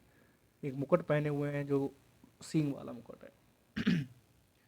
अब देखिए हमने इसका क्या विश्लेषण किया, तो क्या समस्याएं क्या आती है उसमें जब हम उसका विश्लेषण करते हैं। तो पुरातात्विक व्याख्या की समस्या सबसे अधिक धार्मिक प्रथाओं को लेकर होती है, पुनर्निर्माण के प्रयास में सामने आती है। आरंभिक पुरातत्वविदों को लगता है कुछ वस्तुएं असामान्य, अपरिचित लगती थीं, संभवतः धार्मिक महत्व की होती थीं। इसमें आभूषण से लदी हुई नारी जिन्हें मातृ देवी की संज्ञा दी गई है, पुरुषों का दुर्लभ पत्थर से बनी हुई मूर्ति जिसमें लगभग एक मानवीकृत मुद्रा में एक हाथ घुटने पर रखकर बैठा हुआ दिखाया गया है, जैसा कि पुरोहित राजा को भी इसी प्रकार वर्गीकृत किया गया था। अन्य दृष्टांतों में संरचनाओं को अनुष्ठानिक महत्व का माना जाता है, जिसमें विशाल स्नानागार है, कालीबंगा और लोथल से मिली जो अग्निकुंड की वेदियां हैं इत्यादि। मोहरे जिसमें कुछ सामान्यतः अनुष्ठान के चित्र बने हैं के परीक्षण से धार्मिक आस्थाओं और प्रथाओं को पुनर्जीवित किया जाता है। कुछ अन्य जिन पर पेड़ पौधे उत्कीर्ण हैं, मान्यता अनुसार प्रकृति पूजा की ओर संकेत देते हैं। देखिए आइए ना, प्रकृति पूजा और क्या करते थे, यज्ञ। यहीं से क्वेश्चन सॉल्व हो जाते हैं। आप मतलब आप ध्यान से पढ़ेंगे तो यूपीएससी के क्वेश्चन यहीं से बन जाते हैं। मोहरों पर बनाए गए मानव जानवर जैसे कि एक सींग वाला जानवर, जिसे आमतौर पर एक श्रृंगी कहा जाता है, काल्पनिक तथा असली मतलब एक तरीके से काल्पनिक लगता है, कल्पित लगता है। एक सींग वाला हमने जानवर गेड़ा ही देखा है। कुछ मोहरों पर एक आकृति जिसे पालथी मार कर योगी की मुद्रा में दिखाया गया है, कभी कभी जिसे जानवरों से घिरा हुआ दिखाया गया है, जिसे आदि शिव की संज्ञा दी गई है, जो कि हिंदू धर्म के प्रमुख देवताओं में से एक आरंभिक रूप की संज्ञा दी गई है। इसके अतिरिक्त पत्थर की शंक्वाकार वस्तुओं को लिंग के रूप में वर्गीकृत किया गया है। हड़प्पाई धर्म के कई पुनर्निर्माण इस अनुमान के आधार पर किए गए हैं कि आरंभिक और बाद की परंपराओं में समानताएं होती हैं। ऐसा इसलिए होता है क्योंकि अधिकांश पुरातत्वविद ज्ञात से अज्ञात की ओर चलते हैं। जो हमें पता है आज, हम उससे पुरानी चीज़ों को रिलेट करते हैं, अर्थात वर्तमान से अतीत की ओर। यह नीति पत्थर की चक्कियों, पात्रों के संबंध में युक्ति संगत हो सकती है, लेकिन धार्मिक प्रतीक के रूप में संदिग्ध लगती है। उदाहरण के लिए आद्य शिव मोहरों को देखते हैं। सबसे आरंभिक धार्मिक ग्रंथ ऋग्वेद, जो आज से लगभग 1500 या 1000 ईसा पूर्व के बीच संकलित हुआ था में रुद्र नामक एक देवता का उल्लेख है, जो बाद में पौराणिक परंपराओं में शिव के रूप में प्रयुक्त होता है। पहली सहस्त्राब्दी ईसा पूर्व में अध्याचार में भी देखिए, लेकिन शिव के विपरीत रुद्र को ऋग्वेद में ना तो पाशुपति अर्थात सामान्य रूप से जानवरों और विशेष रूप से मवेशियों के स्वामी, ना ही योगी के रूप में दिखाया गया है। दूसरे शब्दों में चित्र ऋग्वेद के लिए रुद्र के विवरण से मेल नहीं खाता है। फिर यह कोई संबंध था, जैसा कुछ विद्वानों का सुझाव है। संबंध मतलब एक तरीके से जो पूजा पाठ करते हैं या फिर जादूगर जैसे लोग होते हैं, जो जादुई और इलाज करने की शक्ति होती है, ओझा, ऐसे टाइप के लोग। संबंध में महिलाएं और पुरुष होते होंगे जो जादुई और इलाज करने की साथ साथ दूसरी दुनिया से संपर्क करने का सामर्थ्य का दावा करते थे। ये कुछ छोटे छोटे पत्थर मिले जिसे लिंग की संज्ञा दी गई है। इसी प्रकार आप यहाँ पे देखिएगा बैलगाड़ी। इतने दशकों में हुए पुरातात्विक कार्यों की क्या उपलब्धि है। हड़प्पाई अर्थव्यवस्था के बारे में अब हमारी जानकारी कुछ बेहतर है। हम सामाजिक विभिन्नताओं को सुलझाने में भी सफल हुए हैं। सभ्यता की कार्य प्रणाली के विषय में हमारी जानकारी कुछ बड़ी है।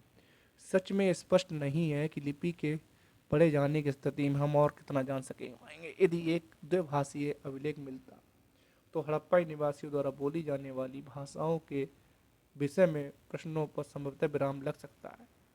कई पुनः निर्माण अभी भी संदिग्ध बने हुए हैं। क्या विशाल स्नानागार एक अनुष्ठानिक संरचना थी? साक्षरता कितनी थी? हड़प्पाई कब्रिस्तानों में सामाजिक भिन्नताएं कम क्यों दिखाई देती हैं? स्त्री पुरुष संबंधों से जुड़े प्रश्न अनुत्तरित हैं। क्या स्त्रियां मृदहार बनाती थीं या फिर केवल रंगने का कार्य करती थीं जैसे कि आजकल? दूसरे शिल्पकर्मियों के क्या कार्य थे? नारी मिट्टी के बर्तनों का क्या उपयोग करती थी? हड़प्पा सभ्यता के संदर्भ में स्त्री पुरुषों के संबंध से जुड़े पहलुओं पर भी बहुत कम विद्वानों ने अन्वेषण किया है, रिसर्च किया है। ये भविष्य में होने वाले कार्यों के लिए पूरी तरीके से एक नया क्षेत्र है, इसीलिए अभी भी इसमें रिसर्च हो रही है धीरे धीरे। देखो लाज बर्ज पत्थर अफगानिस्तान के सुरतगोई से, जस्पर है, चार्ल्सेंडनी है, अन्य पत्थर छोटे आकार के शंकुओं और सुंदरता से तरासे और तैयार किए गए थे। इन्हीं को छोटे छोटे लिंगों की संज्ञा दे दी गई थी। अब जो आपको मैं बताने जा रहा हूँ, यूपीएससी काफ़ी बार यहाँ से क्वेश्चन पूछ लेता है, आप इनकी फ़ोटो कॉपी करा के रख लीजिए, ठीक है, और इसको बार बार पढ़िएगा। जैसे कि यहाँ पे आरंभिक भारतीय पुरातत्व के प्रमुख कालखंड 20 लाख वर्ष से वर्तमान से निम्न पुरा पाषाण, फिर 80,000 लाख वर्ष पहले मध्य पुरा पाषाण, 35 लाख वर्ष पहले उच्च पुरा पाषाण 12,000 तक, 35,000 तक, फिर 12,000 तक मध्य पाषाण, 10,000 नव पाषाण आरंभिक कृषि और पशुपालक स्टार्ट होता है, 6,000 ताम्र पाषाण, तांबे का पहली बार प्रयोग, 2600 ईसा पूर्व हड़प्पा सभ्यता कांस्य युगीन, 1000 ईसा पूर्व लोह काल, महापाषाण सभादान आरंभिक, 600 से 400 आरंभिक ऐतिहासिक काल, वो काल जब महाजनपदों का काल स्टार्ट होता है। उसके बाद आप देखिए यहाँ पे हड़प्पाई पुरातत्व के विकास के चरण में क्या क्या हुआ। 1875 में सबसे पहले कनिंगम को एक हड़प्पाई मोहर मिलती है लेकिन उसका सही से यूज नहीं कर पाता है, समझ नहीं पाता उसको। 1921 माधव स्वरूप वत्स द्वारा क्या होता है, माधव स्वरूप वत्स द्वारा हड़प्पा में उत्खननों का आरंभ होता है, ठीक है। खोज किसने की थी? दयाराम साहनी ने। 1925 मोहनजोदड़ो में उत्खननों का आरंभ होता है। 1924 में जॉन मार्शल ने तो घोषणा कर ही दी थी। 1946 REM व्हीलर द्वारा हड़प्पा में पुनः उत्खनन किया जाता है, ठीक है। 1955 SR राव। अब यही जो क्वेश्चन बनेगा कि लोथल से कौन जुड़ा हुआ था खुदाई से उनकी, SR राव, लिख लीजिएगा। 1960 कालीबंगा के उत्खनन से कौन कौन जुड़े हुए थे? बी लाल और थापर। बी के थापर और बी लाल, ये दोनों व्यक्ति कहाँ जुड़े हुए? कालीबंगा, ठीक है, के उत्खनन से। 1974 एम आर मुगल द्वारा बहावलपुर में अन्वेषण का प्रारंभ। अब क्वेश्चन बहावलपुर अभी ऑप्शन में आ गया, कभी जैसलमेर की जगह बहावलपुर आ गया, अब तुम फंस जाओगे कि भैया बहावलपुर क्या कोई हड़प्पाई साइट है क्या? मैप में नहीं दिया है लेकिन यहाँ लिखा हुआ है, तो आपको याद रखना है कि बहावलपुर भी एक हड़प्पाई साइट है जिसकी खोज एम आर मुगल द्वारा 1974 में की गई। 1980 जर्मन इतावली युग द्वारा मोहनजोदड़ो में फिर से खुदाई हुई। 1986 अमेरिकी दल द्वारा हड़प्पा में पुनः। और 1990 एक व्यक्ति हैं जिनका नाम आर एस बिष्ट है। आर एस बिष्ट किससे जुड़े हुए हैं? धोलावीरा के उत्खनन का प्रारंभ से, ठीक है। यहाँ से एक पूरे चीज़ें समाप्त हो जाती हैं।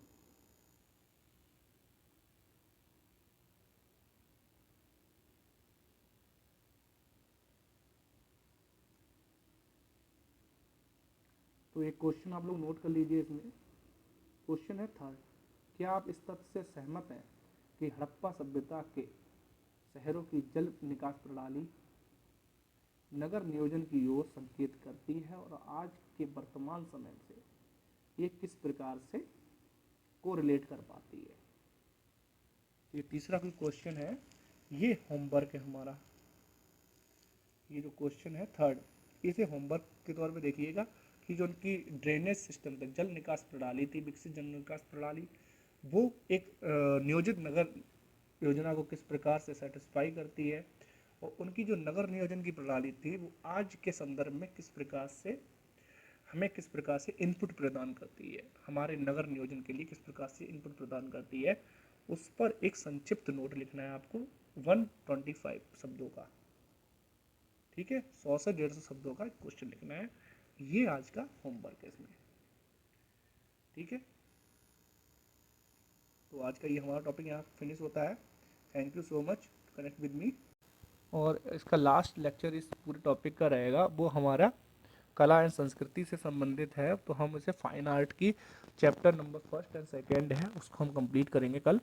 तो हमारा पूरा टॉपिक कंप्लीट हो जाएगा, ठीक है। क्योंकि हमें यहाँ से इसी तरह का मेंस और प्रीलिम्स की पढ़ाई भी साथ में होनी चाहिए, इसी तरीके से करना चाहिए पढ़ाई को। तो ये क्वेश्चन आप लिख लीजिए, अभी हमारे पास टाइम है, तो एक क्वेश्चन आप डेली लिखेंगे इस तरीके से तो बेनिफिट रहेगा। हमने अब पूरा चैप्टर हमें समझा इसको, ठीक है। थैंक यू सो मच, कल मिलते हैं फिर से। Good night.